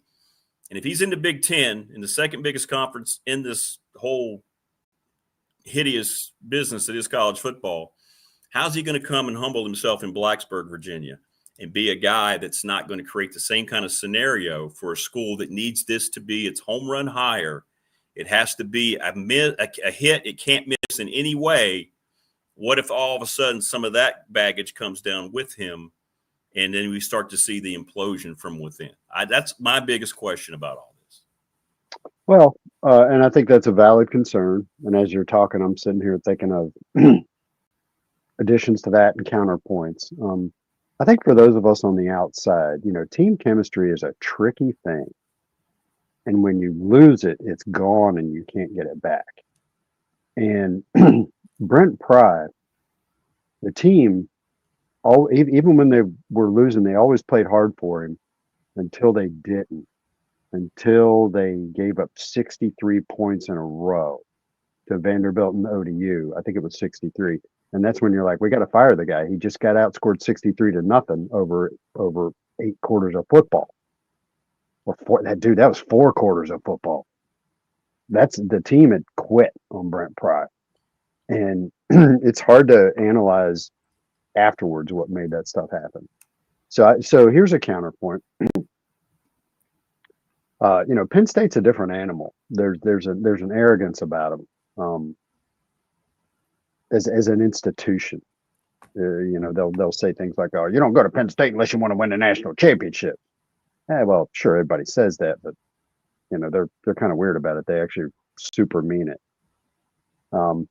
So it can be hard to manage, particularly if you recruit. Wow, I don't want to say the wrong kind of players, but so that's a situation I don't quite understand. But let's go back to the Vanderbilt situation. They sucked before he got there. They sucked after he left. But I remember watching those Vanderbilt teams. They were chippy. They had an attitude, and they played hard. Can he bring that to Virginia Tech as opposed to whatever it was he brought to Penn State? Right? Well, that's what Phil Almatian said. He said, I want the James Franklin interview when he interviewed at Vanderbilt. I don't want the one he went up to Penn State with. Yeah. He said, if you're going to interview him, you want that guy to sit down in front of you. The hungry guy trying to build something as opposed to the guy who kind of went in and said, I've already done this, but so that was interesting. So now Phil as a guy, Phil changed the culture. Phil Almatian changed the culture of Virginia Tech football. Chris Coleman says this all the time. Chris Coleman knows a couple of guys that played for those teams, and we know Jeff Holland, who also played for those teams. And the players of that era will half jokingly tell you, yeah, we're not sure who the head coach was during that time period. Might have been Phil Almatian. I don't mean he was calling the plays and making the decisions. He was just setting the tone culturally. He had a lot to say. Yeah, he did. You're right. And so maybe that's another mistake that James Franklin made. How involved in setting the culture does the head coach need to be? If you've got the right assistants, they will set the culture. It's a tricky thing, Rick. And so you'd have to talk to people that were at Vanderbilt at the time. You'd have to find out about his assistant coaches there. I've never done that research. Why were they? And the Vanderbilt of that era is different from the Virginia Tech of this era, but there are some similarities. Vanderbilt was a historically bad program. Virginia Tech is not a historically bad program, but they haven't been good for a few years now. So they do need an attitude injection, just like Vanderbilt needed. Penn State didn't need an attitude injection at that point in time. It's two different situations. So, it's interesting to think about. And it's also different because of the culture around the NIL now. You talk about creating a culture. It's so hard now to have to adjust. The ones that are doing it, I think it shows and how the teams play. Signetti's been able to do that in Indiana. We're seeing basketball programs talk to coaches all the time. I mean, and that's what they tell me, Will. They say the new trying to create a culture is different. It's so much different with these guys that are coming in, especially in college basketball places like Radford, mid-majors. They're there because of what they're getting. They're not there necessarily. It's different. So I wonder if he's had trouble adapting to that more than he thought. Because, when he was at Vanderbilt, that wasn't an issue. He could go build a program. Penn State, it evolved into this whole NIL battle. And I wonder if that's something he had trouble adapting to. I don't know. I'm just speculating because I can't imagine being a head coach now at this level, dealing with kids that are making $3-4 million a year, And it's very transactional now in a way it didn't used to be. And if a kid doesn't like the vibe you're putting out, he'll just transfer. He's just gone. Money somewhere else. Yeah. So let's take the extreme case. You go to the Junction Boys when Bear Bryant was at Texas A&M. Is that where he did that? Yeah. Where he takes them out to the desert or whatever and damn near kills all of them. Yeah. That's the extreme case, but that's how you used to build culture, and you can't get away with stuff like that. I know. Nobody does stuff like that, but they do that. They try. If you try to do the more modern version of it, forget it, man. So you see pro teams quit on their coaches all the time, and now college teams are starting to quit on their coaches because it is all about the money. It's very transactional, and so you sit here and you're like, well, maybe he's not cut out for this era. Well, who the hell is? Nobody's cut out for this era. It is a pointless exercise. Learning as we go. Build team culture. Just put a roster together, put them in a position to win, and let it roll, and let the team leadership and being like you look at Indiana. It's easy for them to be fired up. They're number 2 in the country. They're right at the front of the pack. They're going to be self-motivated to continue to play hard. What if Indiana was 5-5 right now. How hard would they be playing for Cignetti? It's a legit question. But he's created that though. He created that by proper evaluations of kids who can handle getting paid, and he gets credit. I think they're not undefeated because they're not playing hard because they're undefeated. They're playing hard because they believe in the culture there in Cignetti. Yeah, but counter argument is he put together a really good coaching staff and they started winning games early. And like, look at the Vanderbilt situation. Who sets a tone on that team? It's that quarterback. It's not the head coach. It's not the assistant coaches. It's the quarterback. You put Kyron Drones on that team, and I don't mean that to badmouth Kyron. You put Tommy Castellanos on that team. Halfway decent quarterback, but he doesn't have the moxie that Pavia has. If Tommy Castellanos was Vanderbilt's starting quarterback, would they be this good? No. So a lot of it comes from the players themselves, and we're going to see a test case. Switching sports, Mike Young has put together a serious basketball roster. Those guys are really good, and all he's got to do is just coach them into it and let them go out there and play. And one of the things what time we got? Oh man, I'm running over, dude. That's okay. You need to sign off. No, we're good. We're good. One of the things I think Mike Young has to deal with makes it sound kind of negative, but he prefers to run more of a half-court offense and a more controlled pace. And he's got a team that can play in the open court. They're doing 75, 78 possessions a game, and really what Mike Young probably wants is like 65 possessions a game. But he's not going to be overbearing on those guys and set the culture when he's got guys that can play and stay motivated and do it their own way. So that's something I'll be watching throughout basketball season. But my counter is they're setting the culture by the evaluation of the players they're bringing in. Clark Lee at Vanderbilt set the culture by bringing in Jerry Kill because he'd done his recruiting, he'd done his research and evaluation on Diego Pavi, this kid at New Mexico State that could come in and run the offense the way he had envisioned it. So I'm going to bring in Jerry Kill with him. That in itself creates the culture because of decisions you're making as the head coach. It doesn't necessarily mean you're coming every day and you're rah-rah and you're running them through the desert, but you're setting the culture by the players you're choosing to bring in this era. And that's what Brent Pry failed at time and again. It's about coaching evaluation right now is how you're setting your culture. So in a way, I get what you're saying. You're right. Pavi has changed that whole program around, but he wouldn't be there unless Clark Lee decided to bring him there. Man, I would argue at the end of that 2023 season, Pry had culture locked in. They kept every player they wanted to keep at the end of 2023, and they added some really good ones from the portal. I thought at that point in time, the culture of the team was strong. And then they went out there and laid a damn egg against Vanderbilt and proceeded to lose other games. And suddenly you don't have a culture. Yeah, some guys just can't coach. Because your coaches suck, So yeah, you and I can go round and round about this. But ultimately, and some guys just aren't good at their job. Some guy, and he wasn't. I mean, he's a great dude. You said it, and you and I agree. He's a great dude. He just wasn't good as a head football coach. He didn't know how to run a program, and that's so the bottom line. You look at Mansour Delane. He's down at LSU now, one of the best corners in the country, and he was one of the best corners in the country in 2023. He was not in 2024, and you'd have to ask Mansour about that. But I wonder if he just kind of sniffed things out and he's like, well, okay, I guess I'll try not to get hurt here at Virginia Tech and skate out of here for more money. You wonder, right? Because his coach got fired. Ultimately, yeah, but he probably smelled it coming before then. I mean, his new coach got hired. His new coach got fired. Oh, that guy. Okay. Good stuff, though. I guess you're not going to Tallahassee?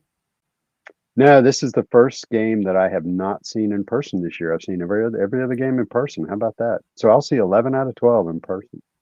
Well, they got a shot tomorrow. We'll see. What was the consensus real quick? What did you guys pick? We all picked Florida State to win. 3 of us picked a one-score game, which is kind of weird. Florida State's 0-4 in one-score games. So they're going to have to actually win a one-score game. Yeah, I know. And then 2 of us picked a pretty healthy margin for Florida State. And then the fans, last I checked, were picking Florida State to win like 78% clip. So you're right. It could go either way. it could go either way. Yeah, should be tight. All right. Well, thanks for hanging on. Good debate as always, my friend. And enjoy your chill weekend. I'll be in White Sulphur Springs, West Virginia, at the Greenbrier with basketball. Some sort of tournament or something? Yeah, they did that a few years ago. Radford was actually the first team that ever played up there. They turned that ballroom into a small arena that holds like 500. Wow. So we'll be up there playing 2 games back to back, Saturday and Sunday. They've got a mid-major division and they've got a major division. There's some Power Fours going to be. There's 4 Power 4 teams coming. So When does Radford go to South Carolina? that is next Tuesday. So that's part of this whole thing. It's So it's all part of one trip. Yeah, you get a round robin and you're guaranteed 1 P4 game. And we played South Carolina last year. They didn't want to have to play them again, but it was the only way it worked out. So we'll be heading there on Tuesday. So yeah. All right, man. Have fun. All right, brother. Be good. Enjoy your books. Will too, man. I was fired up about that yesterday when you showed me that. So Got the Avengers omnis. I know we got them all. You got them all. I know you're Avengers guy. Great stuff. I am. All right, man. Take care of yourself. All right, Rick. Thanks. Will Stewart joining us on the program. Jen the Gamecock Girl coming up in just a little bit. There's Mike Ashley with the aura of light behind him. Welcome, my son. Welcome to the light. Very angelic here in Delaware today. Also 35 degrees, so I'm not going to walk on water. I'll walk on ice probably. What's going on, man? How are you? I'm good. I'm headed. We're actually, as soon as this show's over, I'm headed back to Fairfax for the rest of the weekend. So, we're you love traffic there, don't you? One on, one off. Yeah. Well, they've added a bunch of 4-way stops here in Milton, the town I'm in up here. So, but that's okay because traffic is kind of crazy. The traffic thing that really bothers me. Last time I was in Roanoke, I noticed at Virginia Western Community College, sort of my alma mater. I went there 2 years, but they've added roundabouts at both ends of Colonial Avenue at the college. I'm going to tell you right now, community college kids are not ready for that. Those roundabouts where you got to make all those decisions about which lane to be in and where do I turn? How do I go straight? It's just not going to work. It's just not going to work. I'm afeared for traffic there.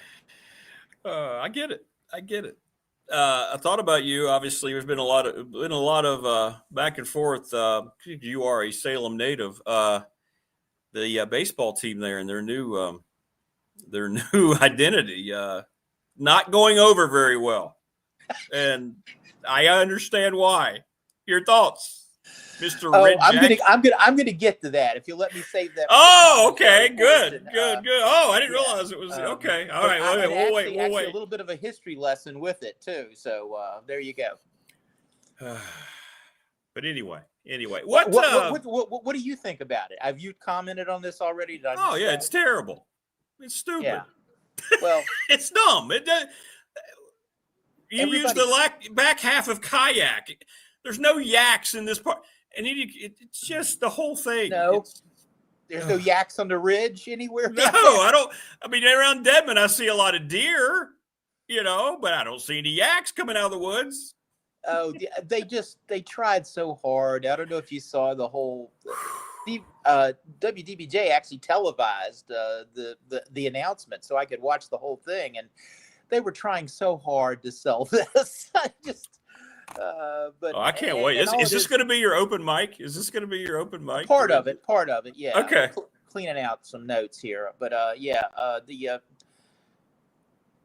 don't know. Some people I knew that were there live sending me updates during it. They were telling me, this is, oh my gosh. They actually were, I guess fans were so upset. Some of my friends were mad at the fans for being so mean that they now kind of are rooting for the Yaks. That's really not the way to break out a new product. No. And it's all just to sell merchandise, right? Exactly. The yak and the kayak. And I keep wanting to call them, so many of these teams have river associated. So at first I was calling them the river yaks. I did too the other day. I did the same thing the other day. Yeah. Because the river turtles, right? Correct. Yeah. And It's been a long time since I've been Pulaski for a baseball game. Is that still as fun as it was back a few years ago?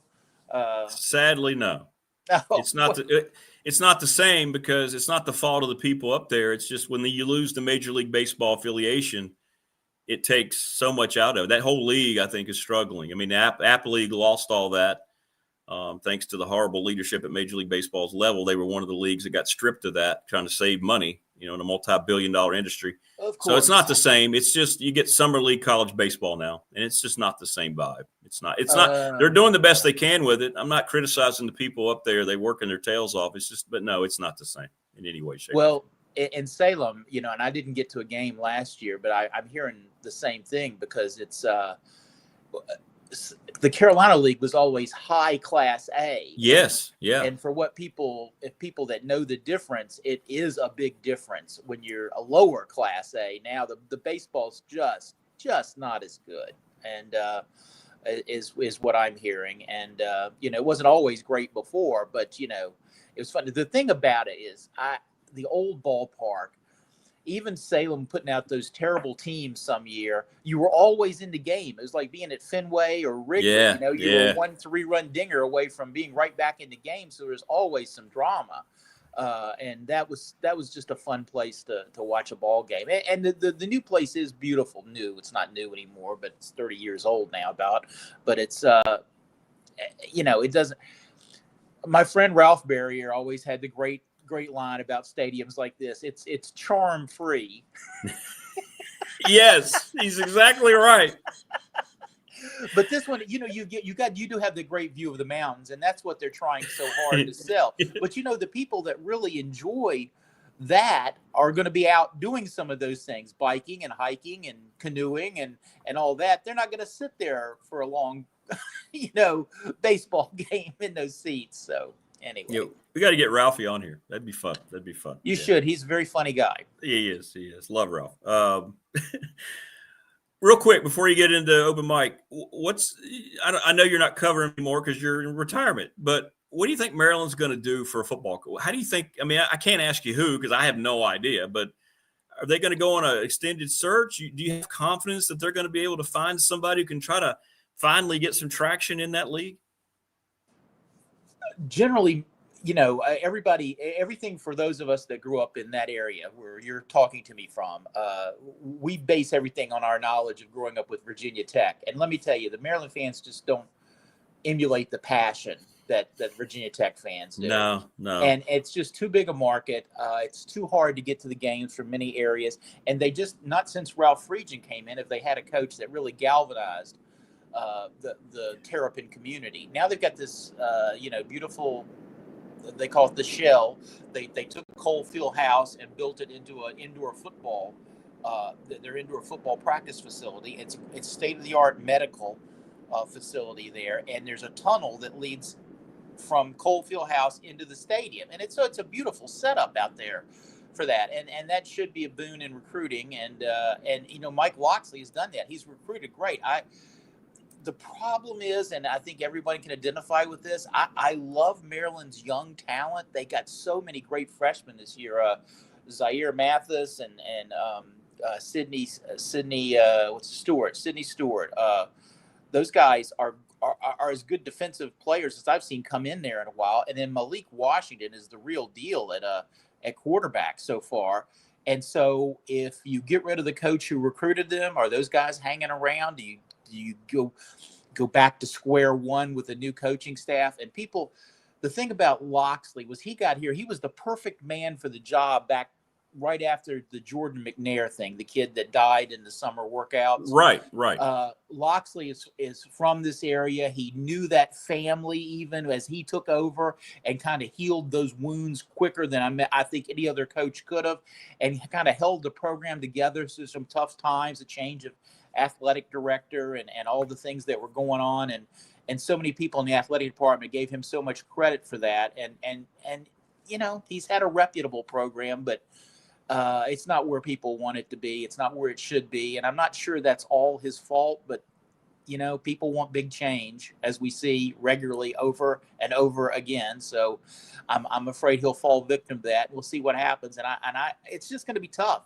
it's you go back to square one trying to build up against Penn State and Ohio State and Michigan, and if Michigan State gets their stuff together, and then the West Coast schools in the league. It's just a really tough league, and Maryland just hasn't been able to get any traction yet. But you made the point years ago, Mike, on the radio show. They wouldn't go back and change it, though, right? The getting into Big Ten, what it's done for them financially. I mean, they got out. I still think they're an ACC school, but, I get why they did it. They had to do it. You talked about that being a transitional period for their athletic department, their school as a whole. And they probably wouldn't trade it in, would they? I mean, they're in a power league now. Yeah, no, they wouldn't. They wouldn't, because they made so much more money. They're still making more money. And yeah. This is, again, what's wrong with sports. It always turns back to what's the money situation. Yeah. That's what we talk about with players, with coaches, with whole programs. And, I used to argue vehemently, especially about basketball, that the ACC was the best league in the country. Well, I can't even argue that anymore. It's not true. It's not true. The SEC and the Big Ten have passed everybody by, and the rest of us are just hoping they don't decide to come and take more of our schools and just blow up this thing any more than it already is. And the problem with athletics for me, I talk about this with fans all the time, and they think I know stuff, and I used to know stuff, but nobody knows stuff now, because I can't even begin to tell you where I think college athletics will be in 3 years, 2 years. Where's it going to be? What are schools like Radford going to do? What are schools like Virginia Tech going to do? There's, you're kind of caught in between. It's crazy. It's absolutely crazy. They tackled the golden goose, put their hands around his neck, and started strangling it and shaking it for more money. And this is what we're left with. Yeah, 100%. I think I've worked up before I do this commentary. I think I've tapped into a future open mic. Oh. All right, well, let's do it. Talking to stuff with people down there, but anyway. Let's do it. I know you're going to incorporate the Ridge Jacks. Here is this week's edition. That's part of this. You'll understand in a minute. Of open mic. Because, when I used to write a column in Roanoke, I would regularly clean out my notebook of all the sports things running around my brain and gumming up the works. Then I'd feel a lot better. So here's my dirty sports laundry this week, and I apologize in advance. Here we go. Tom Brady admitted to cloning his dog. No surprise, really. I'm pretty sure he was doing that to his slot receivers for years. I was shocked, I tell you, to learn that there was gambling in Major League Baseball. 2 Cleveland pitchers were charged with fraud and bribery, and now MLB joins the NBA and the FBI principal's office and in the outhouse of public opinion. If our games don't have integrity, what do we have left? Pro wrestling? If it was Mid-Atlantic like the old days, that wouldn't be bad. I was particularly upset that the indicator on baseball prop bets was a ball thrown in the dirt. Now I have to wonder, these many years later, if members of my Little League pitching staff were on the take. Wait a minute. I do remember my ace coming to practice in a brand new big wheel one day. The team of my youth, the Salem Pirates, rebranded again, this time to the Salem Ridgejacks. Wasn't crazy about it at first, but it's wacky and zany, and that passes for good quality marketing these days. I do wonder if they'll give away yak bags at any home games. Local New York Yankees fans who still avoid the Salem Red Sox affiliate might like that. No, Yankees fans don't like anything. As for the freshly minted Mac the Yak and a kayak taking all this flack, give him some slack. It's not the worst mascot we ever had. Anybody remember the Salem Bucks and Long Ball Silver? Long Ball Silver? Almost sounds pornographic. It was actually the 1982 Salem Redbirds who should have been X-rated with their 101-loss season. I only attended games then to watch Mark Gillespie bat, and because, beer. Shout out to anyone that remembers Gillespie. Mississippi State 11th round pick by the San Diego Padres, hit .292 in Salem with 26 dingers that year, and would toil for 10 minor league teams in 7 seasons because, baseball. By the way, he was Bob Teitelbaum's favorite player too.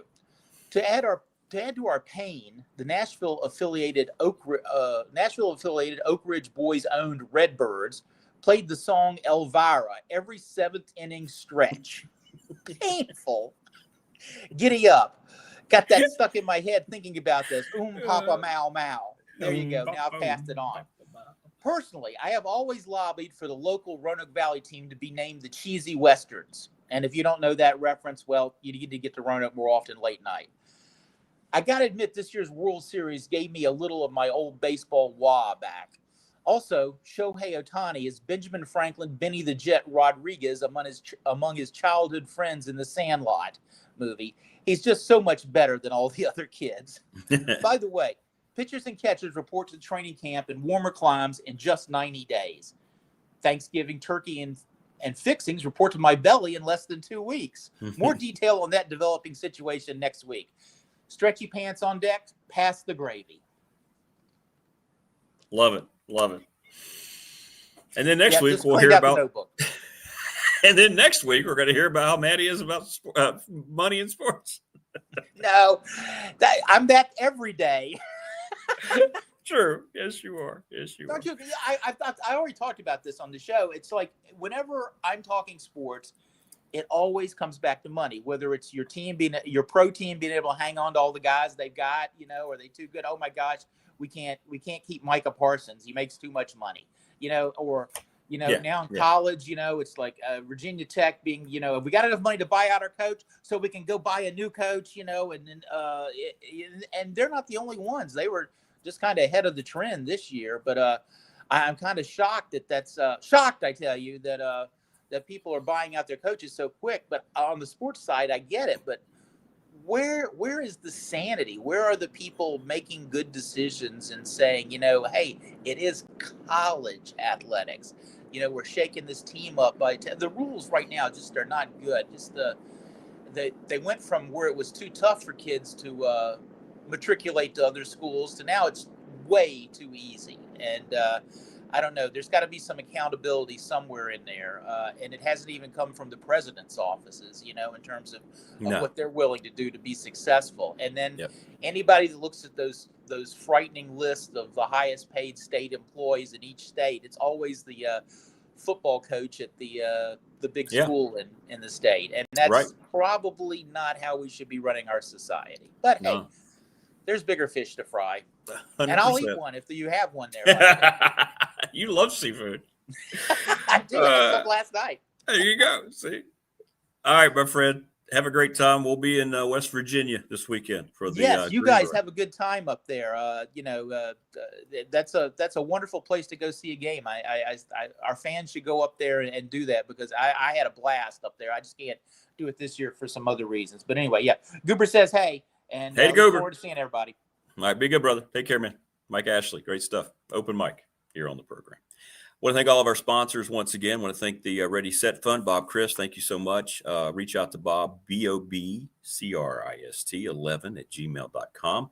If you have a team or something else that needs to raise money, figure it out, man. They've got text messages ready to go. The Floyd County softball team raised $4,000. Great stuff.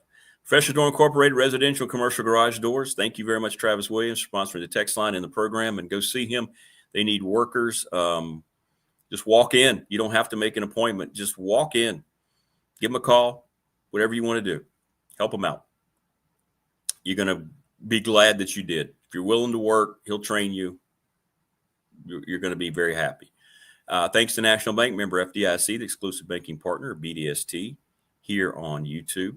Little River Heating and Air, Charles Lee, 1095 Radford Street in Christiansburg, 540-553-2971. Don't get caught with cold temperatures. Let them come and at least service your units. They will never haggle and try to charge you too much money.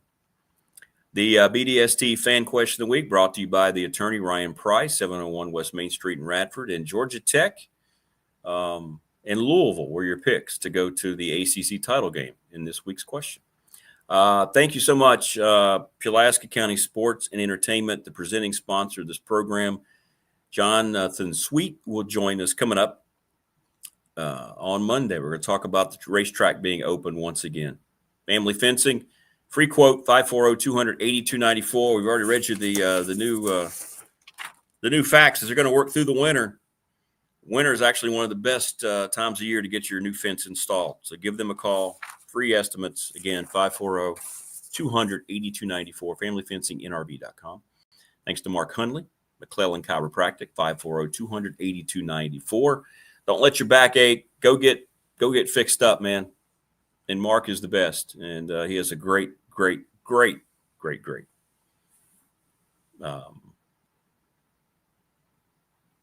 a way with people, not just fixing you, but just the way he interacts with you.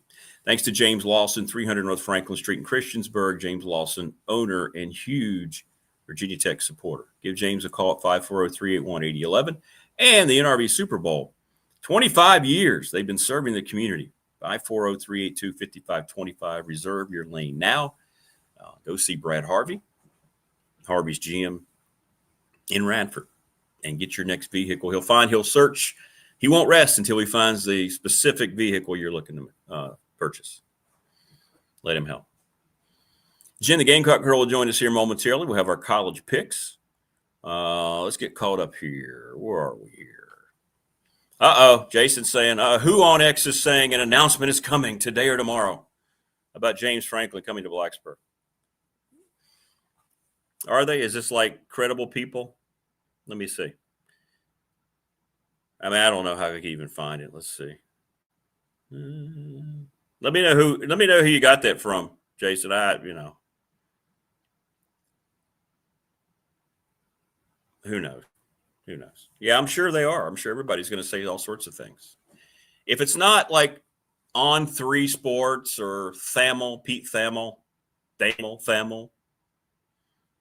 let's call the whole thing off. I wouldn't put a whole lot into it.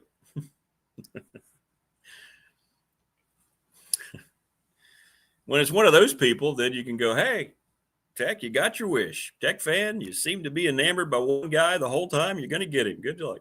We'll see. We'll see.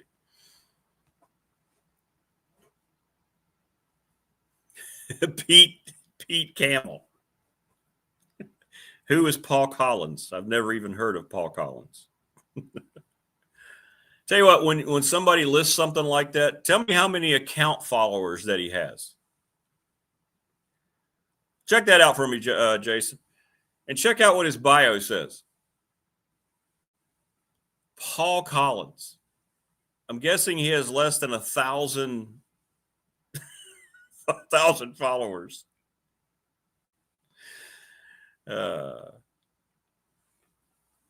don't know who that even is. I have no idea who that is.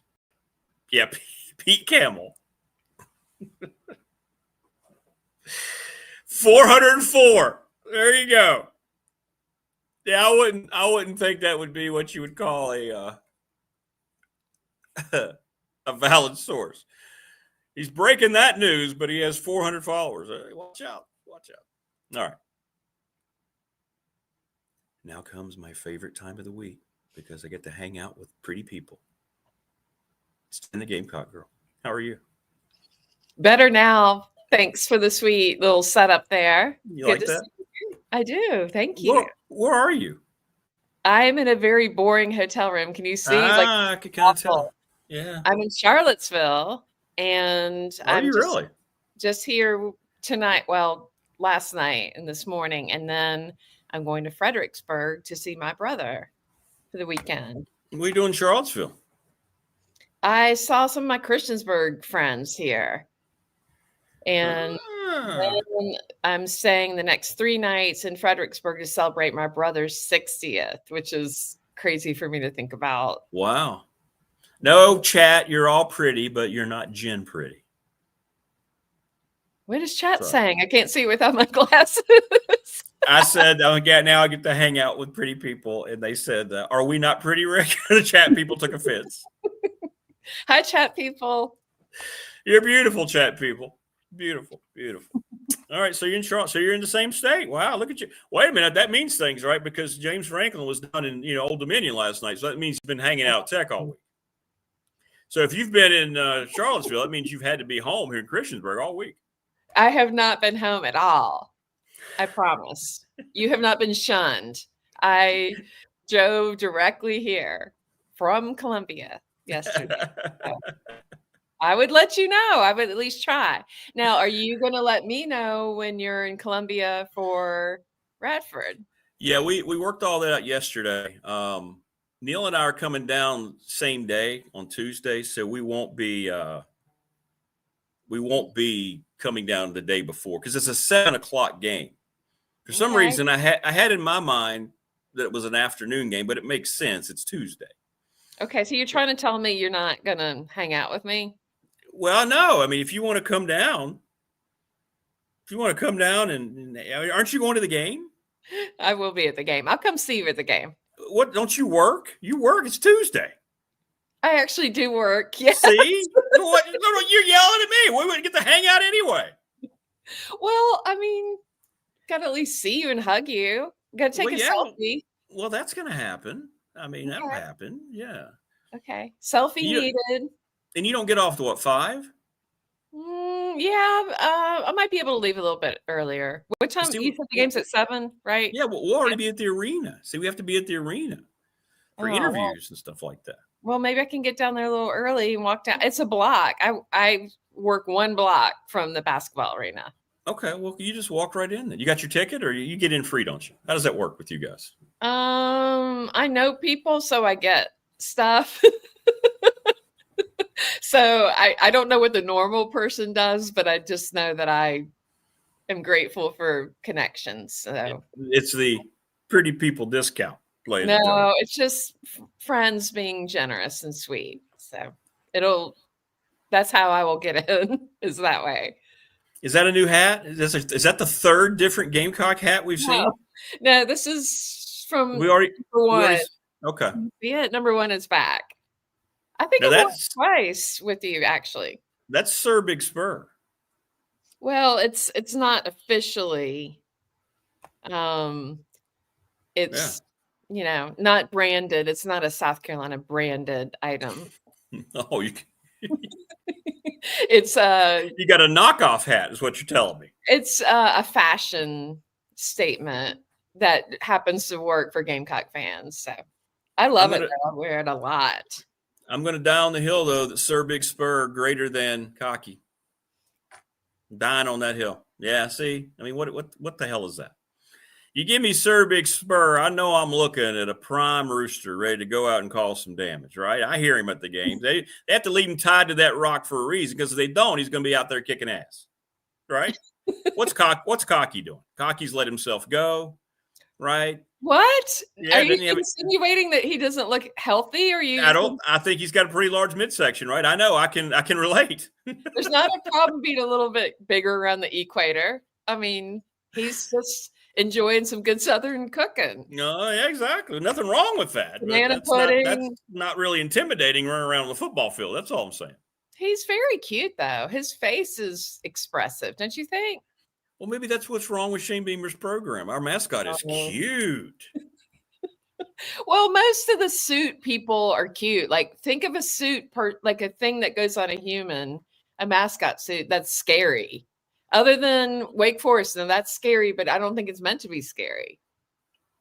I like that. I think they should make it like intimidating. The Spartan, I think Sparty, Michigan State's got a scary face. Or used he has like fake abs, right? Like they have. Yeah, he does. Who else is? Okay, that's a good one. Who else? Well, here you go. Let's go back to the beginning of our relationship. Folks, okay. And we won't share the personal side of that. You remember what you used to make fun of me about when I used to like UCLA? What did you used to? You never let it in. What did you say? Yay! Those little guys. Right? Joe and Josephine Bruin would run around, and you would make fun of how they always were happy and had this smile. Yay. And you used to say, how can you expect to be a good football program when you've got, happy mascots running around? Well, but it's different. Like in South Carolina's case, we have the live mascot that's more, like you pointed out, more realistic, more presence. And Cocky's more of an entertainer. Does he actually entertain, though? He does. What does he do? What does he do during the game? Very good dancer. He conducts the band. He's a very good dancer. He has like a magic trick during pregame. Oh, really? Entrance, where he makes his appearance and there's smoke and he comes out, and it used to come out of a box. It kind of looked like a shower curtain though that was covering it, and they They got rid of the shower curtain-y thing. So now he's in a caboose entrance and You're making my point for me, You're kind of helping me out here with my point. No, he's an entertainer. I'm gonna stick by that. Does he get response? Like, do people actually, hey, it's Cocky? Or are they just like, oh boy, hey, here comes Cocky? No, he's very beloved. He's won the mascot of the year a few times. I understand Hokey Bird has as well. I think he won it around that same time in the 90s or 2000. I don't know. Look it up. Google it. He's won it several times. I think at least 2. But then you see the reaction when people walk by Sir Big Spur. It's different, isn't it? They're like, yeah, look at that guy. He's ready to go to war. Let's go. Well, I told you he's surprisingly snuggly too. When you hold him, Sir Big Spur he kind of feels a little cuddly. Like he doesn't feel like what you would think. His keeper is a friend of mine, so I've gotten to hold him a lot. What were you going to say? I'm sorry. We're on YouTube now, so why not? Wayne just asked, do you know if Cocky needs the blue pill to get up for the game? Oh, gosh. We're up for every game, Wayne. Every single game. Now, we may not. I don't think the record indicates that. We may not always look at the end, but in the beginning, we're optimistic. So the latest Shane Beamer meltdown came in his latest press conference. Imagine that, when he was asked about his poor choice of offensive coordinator hire. Did you see that? I did. I think he needs some coaching on how to answer that question next time. Dude, he can't control himself. It's just crazy how he comes across. You think he has any idea? He has no idea. He was very defensive in it, and I felt for him because he clearly had prepared for that answer and still blew it.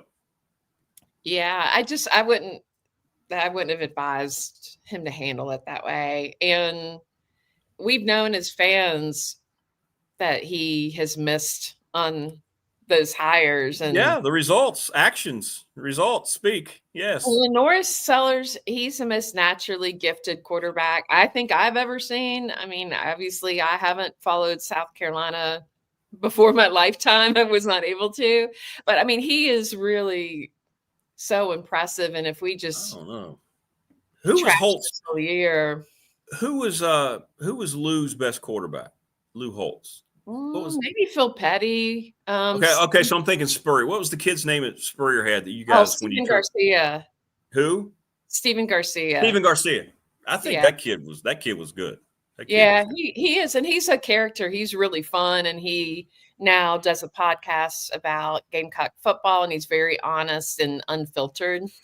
He used to get in trouble a lot for some of his behavior when he was active with us, but I love him. He's someone that everybody loves. He's someone that unites the fans. You think you've had two, let's just say it, two of the best to ever do it. Lou Holtz always won. Didn't matter. Anywhere. Steve, he turned programs around. I'm not saying he got you to a championship level, but he made programs. I mean, he won a bowl game at William & Mary, for God's sake. Got a national title at Notre Dame. Then you bring in Spurrier, the old ball coach who you love. You had those two quality guys. Then you traded down considerably with Muschamp. Who's dead to me. He was right after Spurrier, right? Correct. And then you have Shane. Mm-hmm. That's not an upward trajectory for leadership of your football program. Just saying. Well, I think the thinking was when Shane was hired, after seeing what Sweeney had done at Clemson, having a younger, different kind of figurehead, I think they were trying to emulate that somewhat, and getting somebody like Shane and getting some young energy, getting a different kind of person. I think, again, the thinking at that time was, we'll get a CEO type coach who will head up more the recruitment and look at things in a different way. How's that going for you? There were some fun moments. I mean, last year he had a nice little run at the end of the year. He did. It was really nice, and it was good, as was Washington Commanders / Redskins, whatever. Like I had a really good year last year, and this year not so much. But you know, that's that taking a happens. sour turn. I'm still wearing my stuff, so. Well, there you go. Because you're very loyal, very loyal. I am. All right, how did we do last week on the picks? Again, where was I last week? Did I have a game? I'm sure I had a game. Yeah, anyway, how did we do on our picks? I can't watch any games now because I'm caught up in this whole Disney YouTube nonsense. But oh gosh, well, we both had one correct. We only had two different. One moment, please. Is that all we had? Was two? Okay, I couldn't remember. So yeah, we agreed on a lot of that. Of course we do. So, Nebraska, UCLA, you were correct. I should know when you pick against UCLA. I should Come know on. that. Come on. That was 21-0 in the second quarter. Oh, there you go.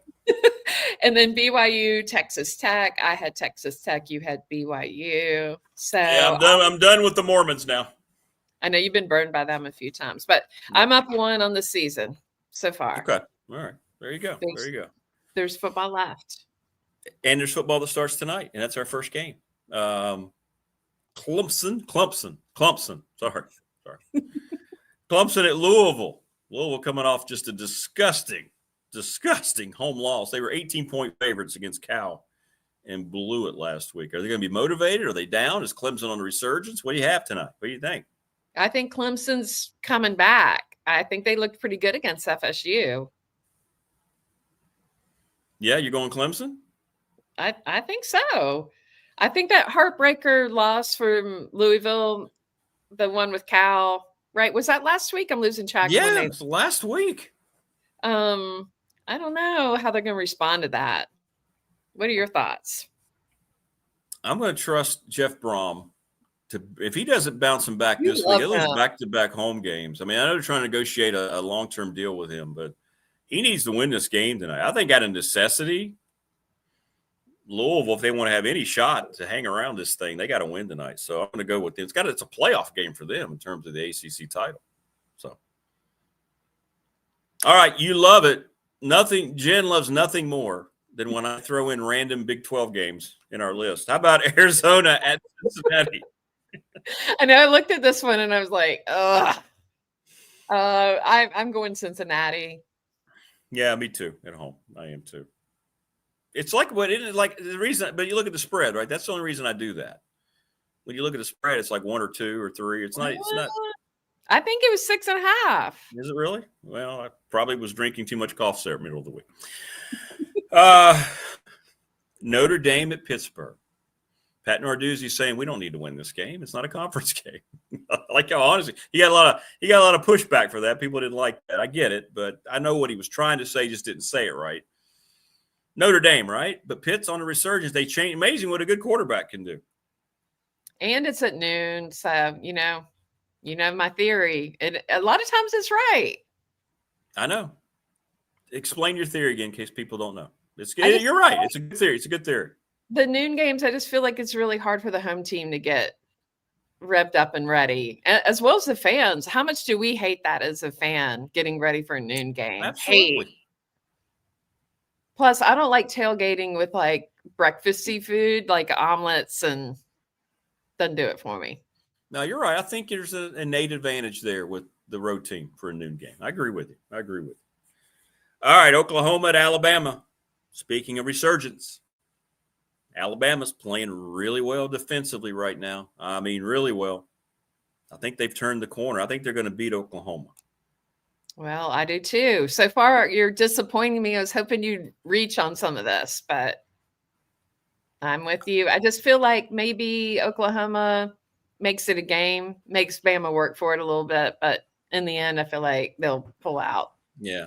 Could be a better game, people think. We'll see. Oklahoma's got a lot of talent. They spent a lot of money on their NIL. Iowa at USC, Trojans. Who knows what you're going to get from any of the West Coast Big Ten team. Well, we know what you're going to get from the one out in UCLA, but this one, I don't know how to gauge USC anymore. I don't know. Like Iowa, I don't enjoy watching them play. I know. So it's hard for me to filter out how much of that bias I personally have watching Iowa versus USC, but I'm going to go USC at home. I just feel like they play much better at home than they do away, and their odds are better. And I think the line on it's USC by 6.5. Iowa played Indiana pretty well for a lot of that game, right? They did. True. They hung in there. But I hate picking them. But, yeah, I think I'm going to go USC too. Yeah. Their style play with Iowa, I mean. I know. You can slow it down a lot. You can. And that can throw everybody off, but I still think USC. Yeah, I'm with you. USC West. Yes. Virginia at Duke. Big, a huge, a massive ACC regular season. Put yourself in the ACC championship game battle here. I think the winner could be in, the loser likely out. What do you think? What's going on with Morris? Mum's the word. They haven't said anything, and I get it. They don't owe that to anybody, right? You don't have to come out and say it's not like the NFL where you have to have an injury report. I don't know. He's been battling through stuff the last several weeks. It seems agreed. It seems like the key to the game, doesn't it? It really does. Yeah, and that seemed like a pretty. If it is a concussion, it seemed to be. I know.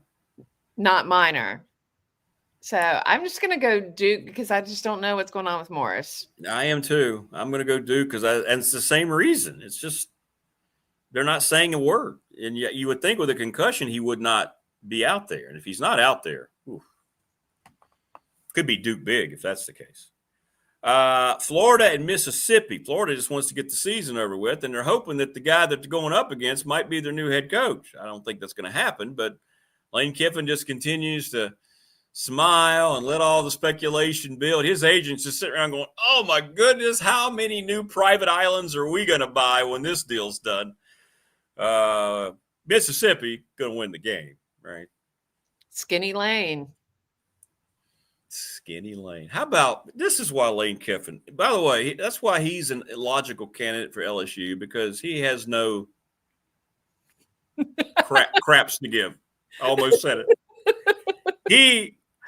What he did the other day when they had the couple that got engaged at the game, and the girl clearly she had no idea. She was shaking. And they're getting a picture on the field, and he walks over with his play sheet, and he's got it, and he leans into the picture, and he just put, actually, I think he split them, and he put his arm around both of them. That guy. Everybody wants Lane right now. That's good for college football. That was good. That was a great thing to see him do. That was awesome. He's a personality, and we need more of those. We need more Spurrier sass out there. He did that, and then he high-fived. It was cool. And then he goes out and coaches the second half. I thought that was cool. Utah at Baylor. Another was a Big 12 game. This is actually an intriguing matchup, though. This isn't like Arizona, Cincinnati. This is a pretty good matchup between two pretty good teams. Baylor, though, the whole athletic program just broke down, right? They fired the AD. They've got a massive scandal about to hit again. It seems to always happen at Baylor every 2 or 3 years, right? So who do you got winning the actual football game? I like Utah in this. The Baylor defense is not amazing. I think they're allowing I think it was around 30 points a game, and they seem to be struggling against the run. And I don't know. I don't think it's a good matchup. Yeah. What's the spread? 8.5. Baylor? Utah 8.5. Yeah, I'm going to go Utah too. All right, here we go. On paper, I guess the game of the week: Texas and Georgia, Longhorn and Dog. I got to go Georgia at home. I think Manning's improving a lot, though, and Texas is certainly What's the spread in the on right that direction. one? What's the spread on that one? Georgia 5.5. I'm gonna go Texas. You feeling it? Not really. Do you remember your rants about how soft they are? Yeah, they're getting a little stronger. They're getting a little stronger every week. I don't know, Georgia. Georgia's been struggling. Georgia's been not struggling, but they don't look like Georgia to me. Well, they're 8-1. Yeah, they're winning, but they look kind of like UVA SEC version. Like they're winning games, but they're not like going, oh, Georgia looks dominant. No, they just kind of look like they're getting by a little bit. So yeah, I agree. But at home, if this game were away, I think Texas would have a better shot for sure. But at home, Georgia's tough. I'm with you. All right, battle of initials, TCU and BYU. I'm going to go Mormons. I didn't even make any notes on this game because this is how little I care about it. I was like, okay, Mormons, BYU. I put way too many Big 12 games on here, didn't I? What's the spread on this one? BYU by 3.5, so it's pretty close. I'm going Horned Frogs. I told you I'm swearing off the Mormons after they've let me down back-to-back weeks. I know. Well, I probably will be next. But. Let's go Froggies. They're going to hop all the way through Utah. All right, Mississippi State and Missouri. Missouri, a lot of rumors that they're going to lose their coach. Maybe they already have lost their coach to the Penn State gig. We'll see. A lot of distractions internally with that football team. What do you think? Have you really looked at Drinkwitz's teeth up close? They kind of look like chiclets. Have you really looked at them? No, but he's number one on your list, wasn't he? No. You want to take a car ride with him? No, I do not. You need to revisit that data because that was not where it ended up. Oh, yours was Coach Freeman who got fired. I keep forgetting because he got let go. Pittman. I'm sorry. Freeman. No. Freeman's cute, though. He would be fun to hang out with. That's right. Well, he's got time now, so. Yeah. I'm going to go Missouri at home, but that's going to be an interesting thing to watch. Missouri at home, I think just Mississippi State's getting better and improving, but I just don't think they're going to have enough. Agreed. I want you to think really long and hard about the next game, Jen, before you make someone got banned. Wait, did you just kick somebody out of the chat? Huh? Somebody got banned. I did. It was a bot. It was a bot saying silly things about sexual things, and I don't. Yeah, it's somebody who's not part of it. They just jump on it. That's okay. I filter out the ones that make inappropriate sexual comments. Okay. Wasn't a real person. So, all right. Bill Belichick going to Wake. Better think hard, Jen. We're on a roll right now. We've won 2 in a row. Wake Forest coming off. Huh? I would not want to date Bill Belichick. Yeah. I'm going to give Wake Forest a little respect. You and I both did not pick them last week, and we saw what happened. So I'm going to go Wake Forest. Yeah. Who knows about Wake, but they are at home. They got blown up by Florida State, beat Virginia. I'll go Wake as well at home. It'll be a low-scoring game, really low-scoring game. Arkansas looking for a new coach. At LSU. Looking for a new coach. Wow. Who knew? 2 SEC teams who have been impatient and fired all their coaches. This might be a lot closer than you think, right? Well, I think the line on LSU by 5.5, maybe. That's all? Yeah, 5.5. I think Arkansas, their offense is really good, and I love Taylor Green, as you know, but their defense is really pulling them down. I don't think they have enough there to hang even with a weaker LSU right now.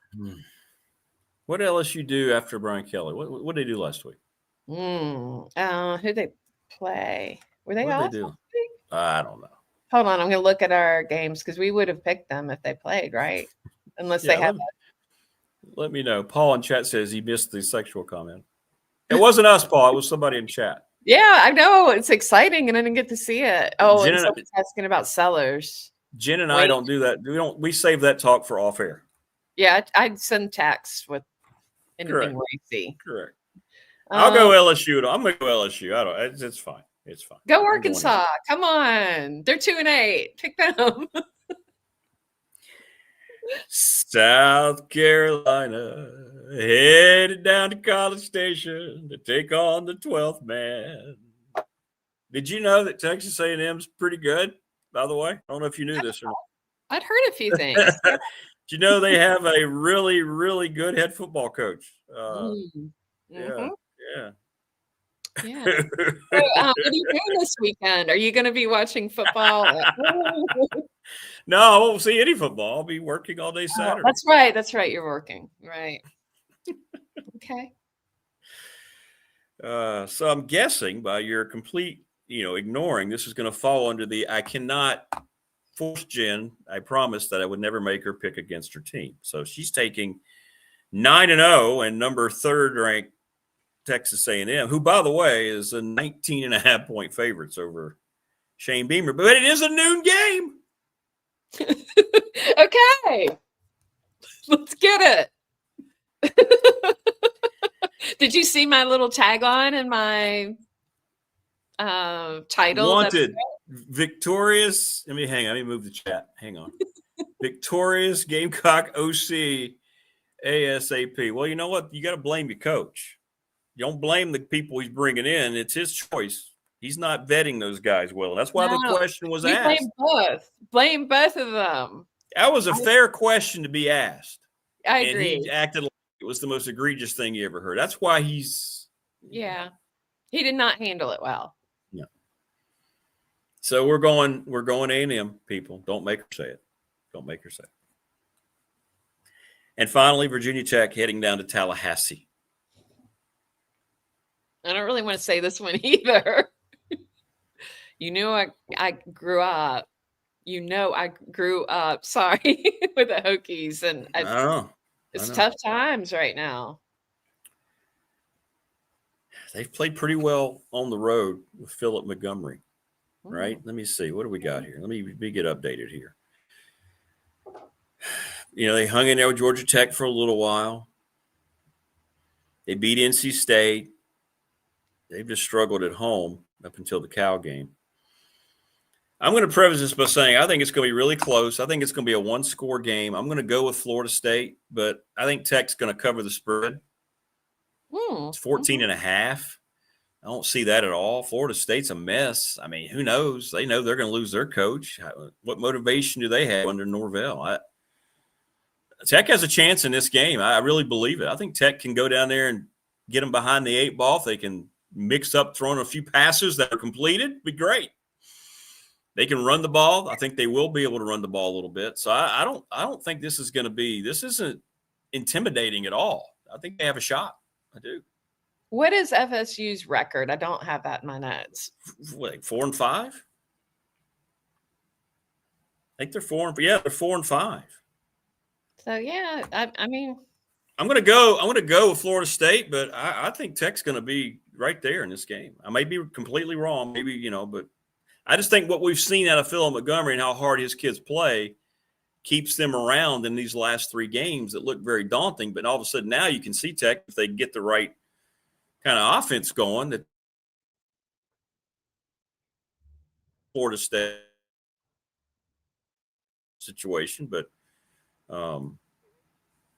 the last time they played at home, they blew out Wake Forest. So that kind of tips the scales for me a little bit. I think betting against the spread might be a good idea. Maybe a little small bet. Yeah. I mean, last time they were at home, they blew out Florida State. So I think they'll win, but I don't think it's going to be a 42-7. It's going to be anything like that. So there you go. Right. Well, still happy to have football to watch. And Washington, does Washington play at 9:30 on Sunday? I'm losing track. Are they overseas? I think they play the Dolphins. So boy, my brother and I grew up with Washington and in the glory days, so we'll probably end up watching that together. Oh yeah, they're in Madrid. 3-7 Dolphins, 3-7 Commanders. Call the neighbors, wake the kids. Let's make sure we don't miss that one. I'm excited, and that'll be fun to watch with my brother. Hey, did you hear the new BDST theme song? I haven't heard it. Sorry.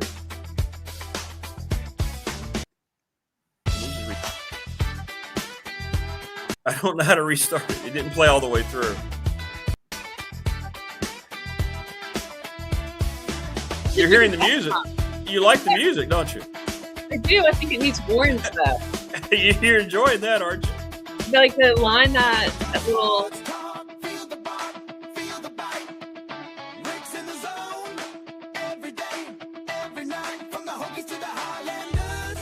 Huh? Okay. It needs horns though. Really bad. Yeah, there you go. There you go. There you Oh, okay. You digging that? Who wrote it for you? Yeah. Is that wait? Is that AI written? I have no idea. A fan made it for me. I have no idea. It needs some horns. Like you could easily get Yeah, there you go. like Chicago style horns in the background. Yeah, I understand. That would be hot. Or Earth, Wind, and Fire.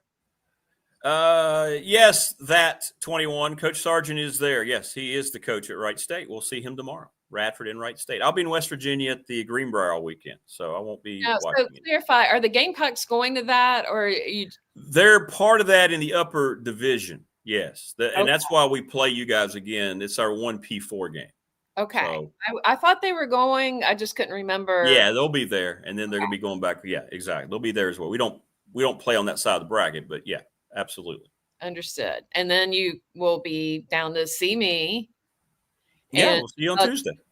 Yeah. Yes. Regardless of your obligations, you will make time. Correct. Acknowledge me. Yes. And take absolutely. pictures. Always. Okay. Always. Yeah. Oh gosh, I got a lot of sunlight coming in. Sorry, it's starting to you look fine. You look fine. Okay. All right. Well, stay safe. Enjoy your time in Charlottesville, and tell your brother I said hello. Thank you. I'm heading out a little bit later today to Fredericksburg. So my time here is limited. But good to see you. And let's summon all faith and courage possible. Okay. All right. Okay. Go You're gonna need it. You're gonna need it. All right. Be good. We'll see you Tuesday. Thank you. All right. Thank Love you. Bye. Love you. Bye-bye. Bye-bye.